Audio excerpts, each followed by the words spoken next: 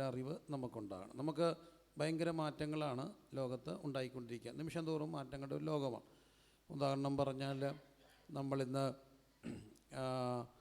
നമ്മൾ ദൂരത്തെയും സമയത്തെയും കീഴ്പ്പെടുത്തിയ ഒരു സമൂഹമാണ് നമ്മുടെ സമൂഹം. നമ്മൾ ദൂരത്തെ കീഴ്പ്പെടുത്തി, നമ്മൾ സമയത്തെ കീഴ്പ്പെടുത്തിയ വ്യക്തികളാണ്. അങ്ങനെ നമ്മൾ സമയത്തെ കീഴ്പ്പെടുത്തിയത്. ദൂരത്തെയും സമയത്തെയും നമുക്കൊരുപോലെ കീഴ്പ്പെടുത്താനായിട്ട് ഒത്ത ഒരു ലോകത്താണ് നമ്മൾ ജീവിക്കുന്നത്. പണ്ട് സമയം എന്നൊക്കെ പറയുമ്പോൾ നമുക്കൊരു വീടിൻ്റെ കുറച്ച് മണ്ണ് മാറ്റണമെങ്കിൽ ഒരു 50 പേരെങ്കിലും എത്ര ദിവസമെങ്കിലും തച്ചെടുത്താലേ ഒരുമാതിരി അതൊന്ന് റെഡിയാക്കത്തുള്ളൂ. അങ്ങനെയുള്ള ഒരു കാലം. എന്തിനു വേണ്ടിയും ഒത്തിരി സമയം എടുക്കുന്നൊരു കാലം. ഒരു വാർക്കയൊക്കെ ആണെങ്കിൽ പോലും ഒത്തിരി പക്ഷേ ഇന്ന് നമുക്കറിയാം, മണ്ണൊക്കെ മാറ്റണമെങ്കിൽ JCB ഒക്കെ വന്നാൽ 1 2 3 നമ്മളൊരു 2 4 5 ഒരാഴ്ച കൊണ്ട് ചെയ്യുന്ന ജോലി മണിക്കൂറുകൾ കൊണ്ട് അവർ തീർക്കും. അപ്പം നമ്മൾ സമയത്തെ കീഴ്പ്പെടുത്തിയവരാണ്. സമയത്തെ കീഴ്പ്പെടുത്തി. പണ്ട് ഒരു മരണമൊക്കെ ഉണ്ടായ, പണ്ടെന്നൊന്നും പറയണ്ട, എൻ്റെ ഓർമ്മയിൽ തന്നെയുണ്ട്. അപ്പോൾ അവിടെ ഇരിക്കുന്നവർക്ക് എന്തുമാത്രം ഓർമ്മ കാണും. ഞങ്ങളുടെയൊക്കെയുള്ള പ്രിയപ്പെട്ടവർ കുടിയേറ്റക്കാരായിട്ട് ഇവിടെയൊക്കെ ഉണ്ട്. നാട്ടിലൊക്കെ ഒരു മരണമൊക്കെ ഉണ്ടായാൽ ഇവരെയൊക്കെ അറിയിക്കാൻ എന്തൊരു പാടാണ്. പാലക്കാട്ടുനിന്നോ നിലമ്പൂന്നൊക്കെ ഒരാൾ വരണമെങ്കിൽ എത്രമാത്രം കാത്തിരിക്കണമായിരുന്നു. അന്ന് ഞാനും പോയിട്ടുണ്ട് കുഞ്ഞിലെ. ഒരു മരണമൊക്കെ ഉണ്ടായാൽ അറിയിക്കാനായിട്ടൊരു പോക്കാണ്. ആ ജീപ്പയിലൊക്കെ കയറി കുഞ്ഞുനാളിൽ ഞാനും പോയിട്ടുണ്ട്. കോട്ടയം വഴി പോയി, വെളിനാട് വഴി പോയി, ഇങ്ങനെ തിരിച്ച് നേരം വെളുക്കുമ്പോഴത്തേനും തിരിച്ചു വരും. വഴി അറിയാവുന്ന ചെറുപ്പക്കാരെങ്കിലും ജീപ്പ് പിടിച്ചോ വണ്ടി പിടിച്ചോ ബൈക്ക് എടുത്തോ ഒക്കെ പോകും, അറിയിക്കാൻ വേണ്ടിയാണ്. അപ്പം നമുക്ക് സമയം ഒരു ഘടകമായിരുന്നു. ഇന്നത് വേണ്ട. ഒരു വിഷയം ഉണ്ടാകുന്നതിന് മുമ്പ്, നമ്മൾ അറിയുന്നതിന് മുമ്പ് എല്ലാവരും അറിയും. പലരും ആരെങ്കിലും അകത്തുണ്ടായാൽ അമേരിക്കയുള്ള ആൾക്കാർ അറിഞ്ഞോ എന്ന് ചോദിക്കുമ്പോഴാണ് നമ്മളിതറിയുന്നത്.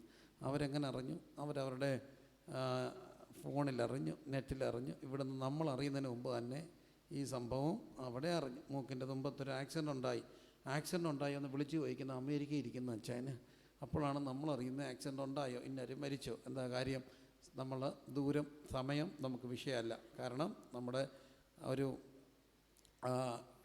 ഒരു ടെക്നോളജിയുടെ വളർച്ചയുടെ ലോകത്താണ്. പണ്ടെന്നൊന്നും പറയാനില്ല, കുറേ നാൾക്ക് മുമ്പ് ഞാനും പഠിക്കാൻ പോയപ്പോൾ അന്നൊരു അഭ്യസ്തവിദ്യരായ മക്കളെല്ലാം തന്നെ 10ാം ക്ലാസ് കഴിഞ്ഞാൽ ഉടനെ കൂടുതൽ മക്കൾ 10+2 ഒക്കെ കഴിഞ്ഞാൽ ടൈപ്പും ഷോർട്ട് ഹാൻഡും ഒക്കെ പഠിച്ചിട്ട് നേരെ ഒരു യാത്രയുണ്ട്. എങ്ങോട്ടാണെന്നറിയാമോ? ബോംബെയിലേക്കാണ്. ഇന്ന് ആ ഇൻവേഷൻ അങ്ങോട്ടുള്ളത് കുറഞ്ഞു. ബോംബെ ഓൾമോസ്റ്റ് സ്റ്റാഗ്നൻ്റായി. ഇന്ന് കൂടുതലും IT മേഖലയായതുകൊണ്ട് ചെന്നൈ, ബാംഗ്ലൂർ അങ്ങനെയൊക്കെയുള്ളൊരു ലോകത്തേക്കാണ്. മറ്റേ ബോംബെക്കാണ് പോവുക. ബോംബെക്ക് പോകണമെങ്കിൽ ബോംബെ ജയന്തി വേണം കയറിപ്പോവാൻ. എങ്ങനായാലും 1.5 ദിവസം എടുക്കും, അവിടെ 2 ദിവസം എടുക്കും എത്താൻ. പിന്നെ കൂടുതലും പൊയ്ക്കൊണ്ടിരുന്നത് ഡൽഹിക്കാണ്. ഡൽഹി, ബോംബെ, കൽക്കട്ട ഒക്കെയാണ് ഒരു ആർപ്പാടൊരു ആശ്വാസം. ഡൽഹിക്ക് പോകണമെങ്കിൽ KK കയറണം. KK കയറിയാൽ 3-ാം നാളെ അവിടെ എത്തത്തുള്ളൂ. അതുവരെയുള്ള നാരങ്ങ ചോറും ഒക്കെ ആയിട്ട്, എണ്ണ ഇല്ലാതെ ഒലത്തിയെടുത്ത് ഇറച്ചിയോ മീനോ ഒക്കെ ആയിട്ട് അവിടത്തെ കയറിയാൽ 3 ദിവസം കഴിയുമ്പോൾ അവിടെ എത്തും. എന്തോ ഒരു യാത്രയാണ്. തിരിച്ചു വരുമ്പം കാണാൻ കരി പിടിച്ച പോലെയാണ് ഈ ട്രെയിനിൽ നിന്ന് ഇറങ്ങി വരുന്നത്, അല്ലേ? വന്നിറങ്ങുമ്പോഴേ അറിയാം. വീട്ടിൽ കയറുമ്പോൾ ആദ്യം വീട്ടിൽ കയറുന്നതിന് മുമ്പ് ആവശ്യപ്പെടുന്നത് കുളിച്ചിട്ടേ കയറാവുന്ന. കാരണം ഈ ഡൽഹി വരെ ഇവിടം വരെയുള്ള മുഴുവൻ പൊടിയും ഈ ദേഹത്ത് കാണും. അങ്ങനെ ദൂരം നമുക്കൊരു വിഷയം, സമയം നമുക്കൊരു വിഷയം. ഇന്നതല്ല. ട്രെയിനിൻ്റെ ഫെയറിൽ തന്നെ നമുക്ക് ഓൾമോസ്റ്റ് ഫ്ലൈറ്റ് ടിക്കറ്റ് അവൈലബിളാണ്. നേരത്തെ ടിക്കറ്റ് ബുക്ക് ചെയ്താൽ 3 മണിക്കൂർ കൊണ്ട് ഡൽഹി ചെല്ലും, അല്ലെ 3.5 മണിക്കൂർ കൊണ്ട് ചെല്ലും. നമ്മൾ കൊണ്ട് പിള്ളേരെ എയർപോർട്ടിൽ വിട്ടിട്ട് അവർ ദുബൈ ചെന്നാലും നമ്മൾ വീട്ടിൽ വരത്തില്ല. പക്ഷെ അവർ പറയും, അവിടെ ചെന്നെന്ന് പറയും, ദൂരത്തെ നമ്മൾ കീഴ്പ്പെടുത്തി, സമയത്തെ നമ്മൾ കീഴ്പ്പെടുത്തി. അപ്പോൾ ഇതിൻ്റെ എല്ലാം കീഴ്പ്പെടുത്താനായിട്ടുള്ള പ്രധാനപ്പെട്ട ഒരു കാര്യമെന്ന് പറയുന്നത് നമ്മുടെ ഇൻഫർമേഷൻ ടെക്നോളജിയുടെ വളർച്ചയാണ്. അതിനെ നമുക്ക് എന്തെന്ന് വിളിക്കാം? എല്ലാവർക്കും അറിയാവുന്നൊരു വാക്കുണ്ട്, IT എന്നുള്ളൊരു വാക്കാണ്. ഇൻഫർമേഷൻ ടെക്നോളജിയാണ്. ഇൻഫർമേഷൻ ടെക്നോളജിയും അവിടെ ഒരു വലിയ വിസ്ഫോടനം നമ്മുടെ നടുവിൽ ഉണ്ടായി. IT-യുടെ ഒരു വലിയ വിസ്ഫോടനം. ഒത്തിരി കൊച്ചുങ്ങളൊക്കെ ഇവിടെ ഇരിപ്പുണ്ടല്ലോ. അപ്പോൾ ഈ ഇൻഫർമേഷൻ ടെക്നോളജിയുടെ ഒരു വലിയ വിസ്ഫോടനം കൊണ്ട് പെട്ടെന്ന് എല്ലാ കാര്യങ്ങളും കൈപ്പിടയിലേക്ക് ഒതുങ്ങുന്ന ഒരു തലത്തിലേക്ക് നമ്മൾ വളർന്നു. എന്നാൽ ഇതുകൊണ്ടുണ്ടാകുന്ന ഒത്തിരി ബുദ്ധിമുട്ടുകളും ഉണ്ട്. IT-യെക്കുറിച്ച് പറയാനല്ല ഞാൻ നിൽക്കുന്നത്. അതിൻ്റെ ഒരു കാര്യം എന്ന് പറയുന്നത്, ഈ ഇൻഫർമേഷൻ ടെക്നോളജി ഉണ്ടാകുമ്പം തന്നെ അതിൻ്റെ ഒരു ഡിജിറ്റൽ പൊല്യൂഷനുണ്ട്. ഈ പണ്ട് നമ്മൾ പൊല്യൂഷൻ എന്നൊക്കെ പറയുമ്പം കൂടുതലും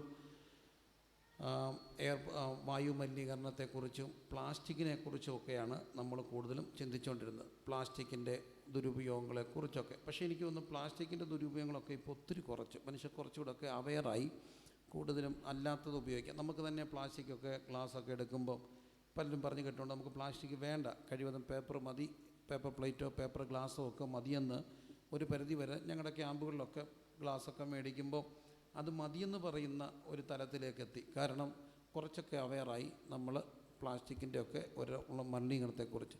പക്ഷെ നമ്മൾ അറിയാൻ പോകേണ്ട ചില കാര്യങ്ങൾ ഈ ഡിജിറ്റൽ പൊല്യൂഷനാണ്. ഡിജിറ്റൽ പൊല്യൂഷൻ എന്നൊക്കെ പറയുമ്പോൾ നമ്മുടെ മസ്തിഷ്കത്തെ വല്ലാതെ ബാധിക്കുന്നത്. അതുകൊണ്ടാണ് കുഞ്ഞുങ്ങളൊക്കെ ഇത് അധികം ഉപയോഗിക്കരുതെന്ന് പറയുന്നത്. കാരണം തലയൊട്ടി ഉറയ്ക്കാത്ത മക്കൾക്ക്, നമുക്കറിയാം കുഞ്ഞുങ്ങളൊക്കെ തലയൊട്ടിയൊക്കെ ഇരിക്കുമ്പോൾ ഇതുങ്ങളുടെ ഈ തല നേരത്തെ മുട്ടയടിച്ചാൽ കാണാം നടുക്കൊരു സാധനം ഇതിങ്ങനെ അനങ്ങുന്ന കാണും. തല ഉറക്കുന്നതിന് മുമ്പ് തലമുടി മുട്ടയടിക്കുകയൊക്കെ ചെയ്താൽ ഉച്ചി ഉറയ്ക്കാത്ത പിള്ളേരുടെ കയ്യിൽ ഈ ഫോൺ കൊടുക്കുമ്പോൾ പെട്ടെന്നാണ് റേഡിയേഷൻ ഉണ്ടാകുക. കാരണം തലയൊട്ടിക്ക് കടുപ്പമില്ലാത്തതുകൊണ്ട് ഇങ്ങനെ ഉണ്ടാകുന്ന അസുഖങ്ങളുടെ പേരാണ് ഡിജിറ്റൽ പൊല്യൂഷൻ എന്നൊക്കെ പറയും. അത് രോഗങ്ങൾ. അതിലും വലിയ ഒരു ഡിജിറ്റൽ പൊല്യൂഷൻ എന്നൊക്കെ പറയുന്നത് ഇടയ്ക്ക് വായിച്ചപ്പോൾ ഒരു നല്ല രസകരമായ അറിവ് കിട്ടി. ഒരു 10-15 വർഷം അടുപ്പിച്ച് ഇങ്ങനെ നോക്കിയിരുന്നാൽ കുറേ കഴിയുമ്പോൾ ഈ പെടലി ഇങ്ങനെ താന്നു പോകുന്ന ഒരു അസുഖമുണ്ട്. പൊങ്ങാൻ വയ്യാതെ വരും. നിരവധിയായിട്ട് ഇങ്ങനെ ഇരുന്നാൽ പിന്നെ പെടലി ഇങ്ങനെ ഒടിഞ്ഞു പോകുന്നൊരു അസുഖം. അത് പലയിടത്തും ഇപ്പോൾ റിപ്പോർട്ട് ചെയ്യപ്പെട്ടു. അതൊക്കെ യൂറോപ്പിലൊക്കെ ഉണ്ടായത് ഒത്തിരി നാളുകൾ കൊണ്ടാണെങ്കിൽ അമിതമായ ഉപയോഗം മൂലം നമുക്ക് വേഗത്തെ ഉണ്ടാകും. അപ്പോൾ ഒരാൾ പറഞ്ഞിരിക്കുകയാണ്, പെടലി ഇങ്ങനെ താണിരുന്നാൽ ഇവനെ ഇനി ആത്മഹത്യ ചെയ്യാൻ പോലും കൊള്ളത്തില്ല. കാരണം കുഴുക്കിടണമെങ്കിൽ ഈ തല പൊക്കണ്ടേ, പെടലി അതിന് പോലും കൊള്ളാത്ത പോലെ മനുഷ്യൻ മാറും. പക്ഷേ ഇതുകൊണ്ട് ഉണ്ടാകുന്ന വേറൊരു വലിയൊരു പൊല്യൂഷൻ എന്ന് പറയുന്നത് ഡിജിറ്റൽ പൊല്യൂഷൻ്റെ ഒരു ആഫ്റ്റർ എഫക്റ്റാണ്. ഇൻഫർമേഷൻ ടെക്നോളജിയുടെ ഏറ്റവും വലിയൊരു എഫക്റ്റാണ്. ഇൻഫർമേഷൻ ടെക്നോളജിയുടെ ഏറ്റവും വലിയൊരു അപകടം എന്ന് പറയുന്നത് ഇൻഫർമേഷൻ ഡിമെൻഷ്യ എന്ന് പറയുന്ന ഒരു അസുഖമാണ്. മറവിയുടെ ഒരസുഖം. നമുക്കറിയാം മറവി ഇന്ന് മനുഷ്യന് ഭയങ്കര ഓർമ്മയായിരുന്നു. എൻ്റെ അമ്മയ്ക്ക് 1000-ലധികം നമ്പറുകൾ കാണാപ്പാടമായിരുന്നു, ഫോൺ നമ്പറുകൾ. അമ്മ എനിക്കിപ്പോഴും ഓർമ്മയുണ്ട്. അമ്മ അവരെ എങ്ങനെ വിളിക്കുമെന്ന് ഞാൻ നോക്കിയിട്ടുണ്ട്. അമ്മ ഈ ലാൻഡ് ഫോൺ എടുത്ത് വെക്കും, നമ്പർ അറിയത്തില്ല, പക്ഷെ കുത്തുമ്പം കറക്റ്റാവും. ഇങ്ങനെ ഫോൺ എടുത്ത് വെച്ചിട്ട് കുത്തുമ്പോൾ ആ വിരലിങ്ങനെ കറക്റ്റ് ഓടും. അത് കാരണം അവർക്ക് ഭയങ്കര ഓർമ്മയായിരുന്നു. ഇന്നത്തെ നമ്മുടെ മിക്കവർക്കും നമ്മുടെ ഫോൺ ഓഫ് ചെയ്ത് പോയാൽ നിങ്ങളുടെ അച്ചായൻ്റെ നമ്പർ നിങ്ങൾക്ക് അറിയത്തില്ല, നിങ്ങളുടെ അമ്മയുടെ നമ്പർ അറിയത്തില്ല, വീട്ടിലെ നമ്പർ കുറഞ്ഞത് അതെങ്കിലും പഠിക്കണ്ടേ. ഒരു 20 പേരുടെ നമ്പർ അറിയാവുന്ന എത്ര പേരിനകത്തുണ്ട്? ഒരു 20. എനിക്ക് കുഞ്ഞിലെ ഒരു 100-150 നമ്പർ ഓർമ്മയുണ്ടായിരുന്നു. പക്ഷേ ഞാൻ ഈയിടയ്ക്കൊന്ന് പറഞ്ഞു നോക്കിയപ്പോൾ ഒരു 50 വരെ കഷ്ടിച്ചെത്തി. അതും പലതും തെറ്റി. കാരണം എന്നാന്ന് ചോദിച്ചാൽ നമുക്കാർക്കും ഓർക്കേണ്ട കാര്യമില്ല, എല്ലാം എവിടെ ഉണ്ട്? ഫോണിലുണ്ട്. അതുകൊണ്ട് എന്തോ പറ്റി, ആവശ്യം വരുന്നില്ല. പണ്ട് മക്കൾക്കോടെല്ലാം ചോദിച്ചാൽ നമുക്ക് വലിയ വിദ്യാഭ്യാസം ഇല്ലെങ്കിലും നമ്മുടെ ആൾക്കാർക്കെല്ലാം ഭയങ്കര കണക്ക് നിശ്ചയമായിരിക്കും. 2, 4, 3, 6, 8, 16, 9 ഇങ്ങനെ പറഞ്ഞുകൊണ്ടിരിക്കും. പക്ഷേ ഇത് നിങ്ങൾക്ക് A+ ഉണ്ടെങ്കിലും പട്ടിക ശരിക്കും അറിയത്തില്ല. കാരണം എന്നറിയാമോ? ഓർക്കേണ്ട കാര്യമില്ല, എല്ലാം എവിടെ ഉണ്ട്? ഫോണിലുണ്ട്. മോനെ ഒന്ന് കണക്ക് കൂട്ടിക്കുക, 4, 3, 7 എന്ന് പറയുമ്പോൾ ഇതെടുത്ത് അടിച്ചു നോക്കും. എന്താ കാര്യം? ഇതൊന്നും ഫീഡ് ചെയ്യേണ്ട കാര്യമില്ലെന്നുള്ള ഒരറിവാണ്. വഴി അറിയത്തില്ല. കാര്യം എല്ലാം എന്തിനെ ഏൽപ്പിച്ചിട്ട് നമ്മൾ നടക്കുമ്പോൾ നമുക്കുണ്ടാകുന്ന വലിയൊരു കാര്യമാണ് ഇൻഫർമേഷൻ ഡിമെൻഷ്യ. മറക്കേണ്ടതെല്ലാം മനുഷ്യനങ്ങ് മറവിയുടെ ലോകത്തേക്കാണ്. അപ്പോൾ ഈ ഡിമെൻഷ്യയുടെ ലോകത്ത് വേദപുസ്തകം പഠിപ്പിക്കുന്ന ഒരു കാര്യമുണ്ട്. പൊന്നു പ്രിയരെ, IT മാത്രം പോരാ, അതിൻ്റെ ഇപ്പുറത്ത് ഒരു DITയുടെ വേണം, ഡിവൈൻ ഇൻഫർമേഷൻ വേണം. ഡിവൈൻ ഇൻഫർമേഷൻ കിട്ടുന്ന ഒരു കാര്യമുണ്ട്. ദൈവത്തെ മറക്കുന്നവരെ ഇത് ഓർത്തുകൊള്ളുവിൻ, അല്ലെങ്കിൽ ഞാൻ നിങ്ങളെ കീറിക്കളയും, വിടിവിപ്പാൻ ആരും ഉണ്ടാകുകയില്ല. മറവിയുടെ ഒരു വല്ലാത്ത ലോകം, ആർക്കും ഒന്നും ഓർമ്മയില്ല. പക്ഷേ വചനം പറയുന്നു, എന്മനമേ നീ യഹോവയെ വാഴ്ത്തുക, എൻ്റെ സർവ്വ അന്തരംഗമേ അവൻ്റെ വിശുദ്ധനാമത്തെ വാഴ്ത്തുക. എന്മനമേ യഹോവയെ വാഴ്ത്തുക, അവൻ്റെ ഉപകാരങ്ങൾ ഒന്നും മറക്കരുത്. മറക്കാത്തവനെ ആരാധിക്കാൻ കഴിയത്തുള്ളൂ, മറയ്ക്കാത്തവനെ ദൈവത്തെ സ്തുതിക്കത്തുള്ളൂ. ഡിമെൻഷ്യ ബാധിച്ചവൻ ഒരിക്കലും കണ്ണുകൾ നിറയില്ല. പക്ഷെ മറവിയില്ലാത്തവൻ കർത്താവിൻ്റെ അടുക്ക വന്നാൽ അവൻ്റെ കണ്ണുകൾ എപ്പോഴും സജലങ്ങളായിരിക്കും. എന്താ കാര്യം? ഒറ്റ കാര്യം, മറവിയില്ലാത്തത് കൊണ്ട്. ഇന്ന് രാത്രി ഡിമെൻഷ്യ ബാധിക്കാത്ത എല്ലാ ആരൊക്കെ ഇവിടെ ഉണ്ടോ അവിടെയൊക്കെ കണ്ണുകൾ ദൈവസന്നിധിയിൽ നിറയണം, അവിടെയൊക്കെ കരങ്ങൾ ദൈവസന്നിധിയിൽ ചലിക്കണം, അവിടെയൊക്കെ അതരങ്ങൾ കർത്താവിൻ്റെ സന്ധി ഇരിക്കുമ്പോൾ തുറക്കണം. കരങ്ങളെ അടിച്ച് അതരങ്ങളെ തുറന്ന് അല്പസമയം ദൈവത്തിന് സ്തോത്രം ചെയ്താട്ട്. ഹല്ലേലൂയ. അതരങ്ങളെ തുറന്ന് കരങ്ങളെ അടിച്ച് നമുക്ക് ദൈവത്തെ സ്തുതിക്കാം. കാരണം ഡിമെൻഷ്യ ഇല്ലല്ലോ നമുക്ക്. ഡിമെൻഷ്യ ഇല്ലാത്തവർ, ഡിമെൻഷ്യ എന്ന് പറയുന്ന അസുഖത്തെക്കുറിച്ച് അല്പമായ ബോധ്യം എല്ലാവർക്കും ഉണ്ട്. എനിക്ക് ഡിമെൻഷ്യ ഇല്ല, കർത്താവെ ഇന്ന് ഓർക്കാൻ കഴിയുന്നുണ്ടല്ലോ. അങ്ങനെ ഒരു ബോധ്യമുണ്ടെങ്കിൽ എല്ലാവരും അതരങ്ങൾ തുറന്ന് അല്പസമയം കൂടെ ദൈവത്തെ സ്തുതിച്ചാട്ട് ഈ കൺവെൻഷൻ്റെ സമാപന രാത്രിയിൽ നമുക്ക് ദൈവത്തെ സ്തുതിക്കാം. ലൈവിൽ ആരെങ്കിലുമൊക്കെ കാണുന്നുണ്ടായിരിക്കുമല്ലോ, എങ്കിലും അവരോട് ഞാൻ പറയട്ടെ, നിങ്ങൾക്ക് ഇന്നും ഡിമെൻഷ്യ ബാധിക്കാത്ത ഒരു ഓർമ്മയുള്ള മനസ്സ്, ഓർമ്മയുള്ള ഒരു തലച്ചോറ് കർത്താവ് തന്നിട്ടുണ്ടെങ്കിൽ ഇന്ന് രാത്രി ദൈവസന്നിധിയിൽ അല്പനേരം സ്തോത്രം ചെയ്യാൻ കഴിയട്ടെ. എല്ലാവരും അതരങ്ങൾ തുറന്ന് കർത്താവിനെ സ്തുതിച്ചു കൊണ്ടിരുന്നാട്ട്. അല്പനേരം അതരങ്ങളെ തുറന്ന് ദൈവത്തെ സ്തുതിച്ചാട്ട്. ഹല്ലേലൂയ. അതരങ്ങൾ തുറക്കട്ടെ. ദൈവമക്കളുടെ ആത്മീയ സംഗമമാണിത്. ഞാൻ ഷാജു പാർഷോടൊക്കെ ചോദിച്ചു, ആരായിരിക്കുക ഇവിടെ ഇരിക്കുക? അപ്പോൾ എനിക്ക് കിട്ടിയ ഒരു നല്ല അറിവ്, ഇവിടെ ഇരിക്കുന്ന ബഹുഭൂരിപക്ഷവും അല്ല, ഓൾമോസ്റ്റ് എല്ലാവരും തന്നെ ഒരു വിശ്വാസി സമൂഹമാണെങ്കിൽ ഒരു മൈക്രോസ്കോപ്പിക് മൈനോറിറ്റിയൊക്കെ അല്ലാതെ കാണത്തുള്ളൂ. എൻ മനമേ നീ യഹോവയെ വാഴ്ത്തുക, എൻ്റെ സർവ്വ അന്തരംഗമേ അവൻ്റെ വിശുദ്ധ നാമത്തെ വാഴ്ത്തുക. എൻ മനമേ യഹോവയെ വാഴ്ത്തുക, അവൻ്റെ ഉപകാരങ്ങൾ ഒന്നും മറക്കരുത്. അല്പനേരം കൂടെ ദൈവത്തെ സ്തുതിച്ചാട്ട് ആ ഒരു അന്തരീക്ഷത്തിൽ നമുക്ക് ദൈവത്തെക്കുറിച്ച്, ദൈവവചനത്തെക്കുറിച്ച് ധ്യാനിക്കുമ്പോൾ ഇത് ദൈവമക്കളുടെ ആത്മീയ സംഗമമായതുകൊണ്ട് എല്ലാവരും അതരങ്ങൾ തുറന്ന് കർത്തനേരം കർത്താവിനെ സ്തുതിച്ചാട്ട്. ഹല്ലേലൂയ, ഹല്ലേലൂയ, ഹല്ലേലൂയ, ഹല്ലേലൂയ, ഹല്ലേലൂയ, ഹല്ലേലൂയ, ഹല്ലേലൂയ. മറക്കരുത്, തമ്പുരാൻ ചെയ്ത ഉപകാരങ്ങളൊന്നും മറക്കരുത്. ഹല്ലേലൂയ, ഹല്ലേലൂയ, ഹല്ലേലൂയ, ഹല്ലേലൂയ. മച്ചിട്ട വീടുകളിൽ നിങ്ങൾ പാർക്കുമ്പോൾ ദൈവം നടത്തിയ വഴികളെക്കുറിച്ച് മറക്കരുത്. എത്ര ഉയർന്നാലും ദൈവത്തെ മറക്കരുത്. പെസഹ ആചരിക്കുന്ന ഇസ്രായേൽ മക്കളോട് ദൈവം പറയുന്നു, ഈ ദിവസം നിങ്ങൾക്ക് ഓർമ്മനാളായിരിക്കണം, നിങ്ങൾ മറവിയില്ലാത്തവരായി ജീവിക്കണം. ഷകന, റിക, നഗദന, ഹർഖന, റബനെ. ഹല്ലേലൂയ. എല്ലാവരും ദൈവത്തെ സ്തുതിച്ചാട്ട്. ഞാൻ നിങ്ങളെ ഉത്സാഹിപ്പിക്കുന്നത് ഒരു ഹൃദയത്തിൻ്റെ പരമാർത്ഥതയിൽ നിന്ന് ഉത്സാഹിപ്പിക്കുകയാണ്. ദൈവത്തെ സ്തുതിക്കുവാൻ ലഭിക്കുന്ന അത് കഴിയാത്തത് ആർക്കാണ്? മറവിയുള്ളവർക്ക്. എൻ്റെ ദൈവമേ, എത്രയോ പേർക്ക് മറന്നു പോകുന്നു, എത്രയോ പേർക്ക് അൽഷമീസ് ആക്കുന്നു, എത്രയോ പേർക്ക് ഡിമെൻഷ്യ ബാധിക്കുന്നു. എനിക്കിതൊന്നും ഇല്ലല്ലോ, ഇന്ന് ഓർമ്മയോടിരിക്കാൻ കഴിയുന്നുണ്ടല്ലോ. നിൻ്റെ കൃപയാണല്ലോ കർത്താവേ. സ്തോത്രം, സ്തോത്രം, സ്തോത്രം, സ്തോത്രം, സ്തോത്രം, സ്തോത്രം, സ്തോത്രം, സ്തോത്രം, സ്തോത്രം, സ്തോത്രം, സ്തോത്രം, സ്തോത്രം, സ്തോത്രം, സ്തോത്രം, സ്തോത്രം, സ്തോത്രം, സ്തോത്രം, സ്തോത്രം, സ്തോത്രം. ഷക നക ദിര ബന ഹടകന രഗജ രബന ഹദന റിഗല രഗജ രബന ഹദന റിബന. ഹല്ലേലൂയ. ശകന രഗജ രബന ഹംധ രബന ഹബ്ധ രഗജ രബന ശകന രബന. ഹല്ലേലൂയ, ഹല്ലേലൂയ, ഹല്ലേലൂയ, ഹല്ലേലൂയ, ഹല്ലേലൂയ, ഹല്ലേലൂയ, ഹല്ലേലൂയ.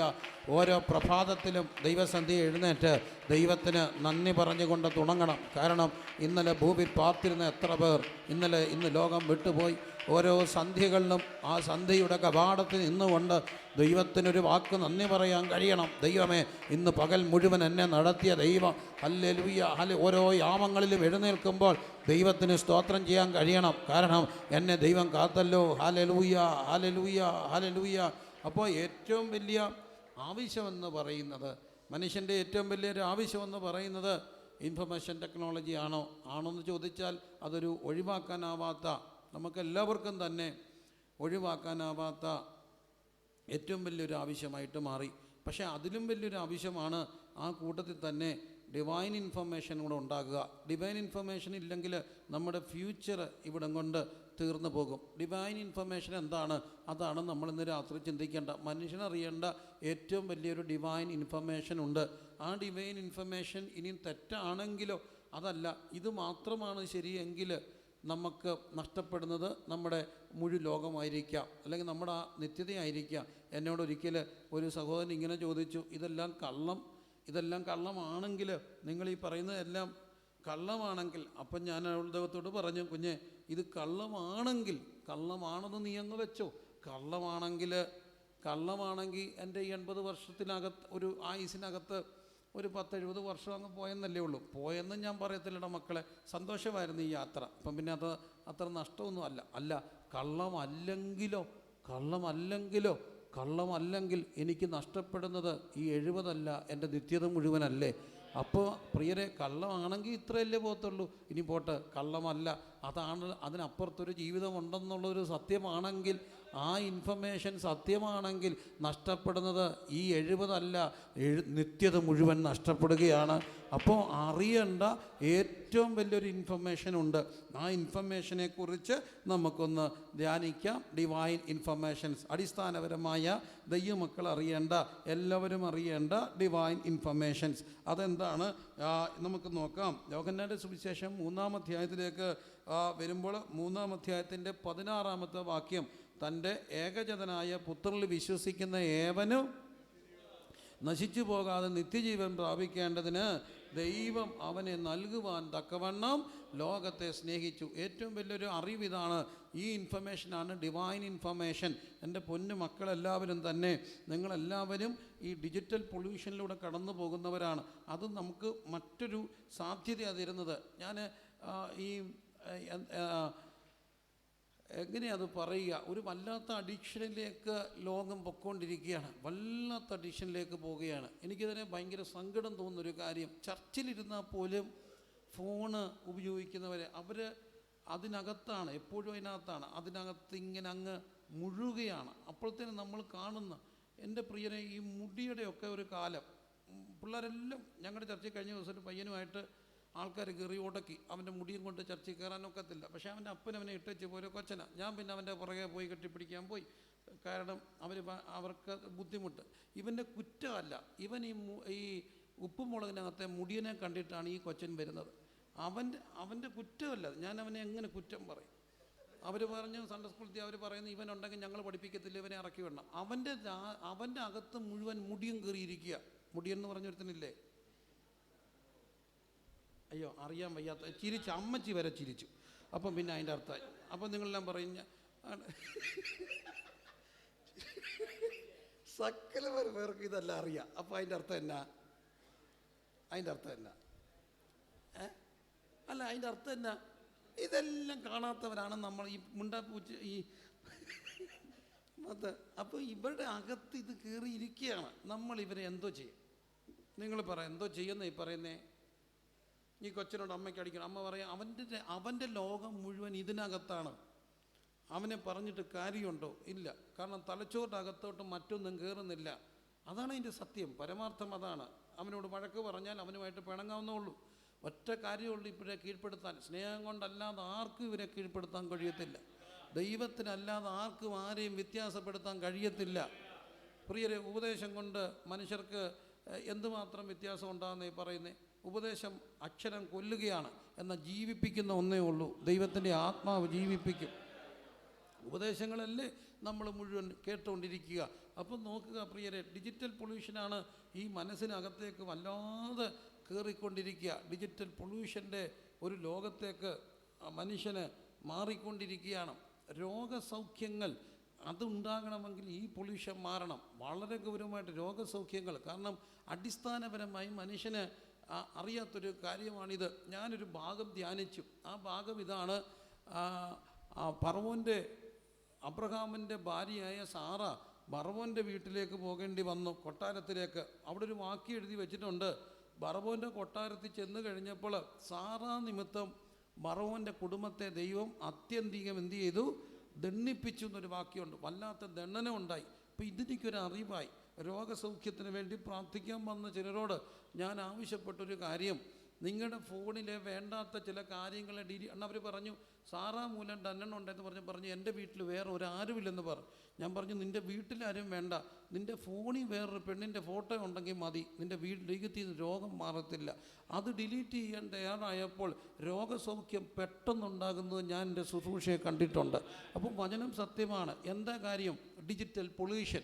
ഈ ഡിജിറ്റൽ പൊല്യൂഷൻ മനുഷ്യനെ വല്ലാതെ തകർത്തുകൊണ്ടിരിക്കുക. അപ്പോൾ ഇൻഫർമേഷൻ കൊണ്ട് ഗുണമുണ്ടോ? 1000 ഗുണങ്ങളുണ്ട്, 1000 ഗുണങ്ങൾ. അപ്പോൾ ഇതിനകത്തെ ഏറ്റവും വലിയ അറിവാണ് ഈ അറിവ്. തൻ്റെ ഏകജാതനായ പുത്രനിൽ വിശ്വസിക്കുന്ന ഏവനും നശിച്ചു പോകാൻ നിത്യജീവൻ പ്രാപിക്കേണ്ടത് ദൈവം തൻ്റെ പുത്രനെ നൽകുവാൻ തക്കവണ്ണം ലോകത്തെ സ്നേഹിച്ചു. എന്താ അവിടെ സംഭവിക്കുക?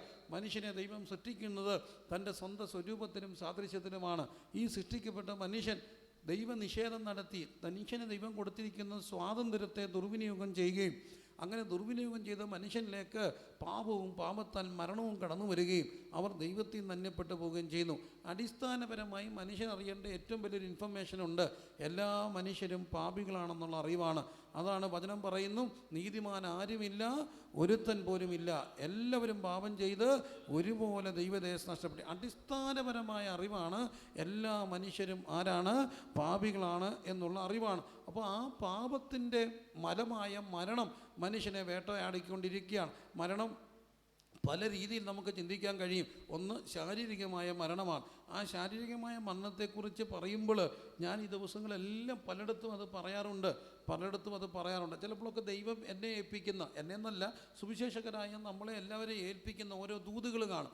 അത് വളരെ ദിവസങ്ങൾ പ്രാർത്ഥിച്ച് കർത്താവിൽ നിന്ന് പ്രാപിക്കുകയാണ്. എന്നാൽ ഞങ്ങളുടെ പ്രഭാഷകരെ സംബന്ധിച്ചിടത്തോളം ഇന്ന് ഞങ്ങൾക്കുണ്ടാകുന്ന ഏറ്റവും വലിയൊരു വെല്ലുവിളി ലൈവ് എന്ന് പറയുന്ന ഒരാളാണ്.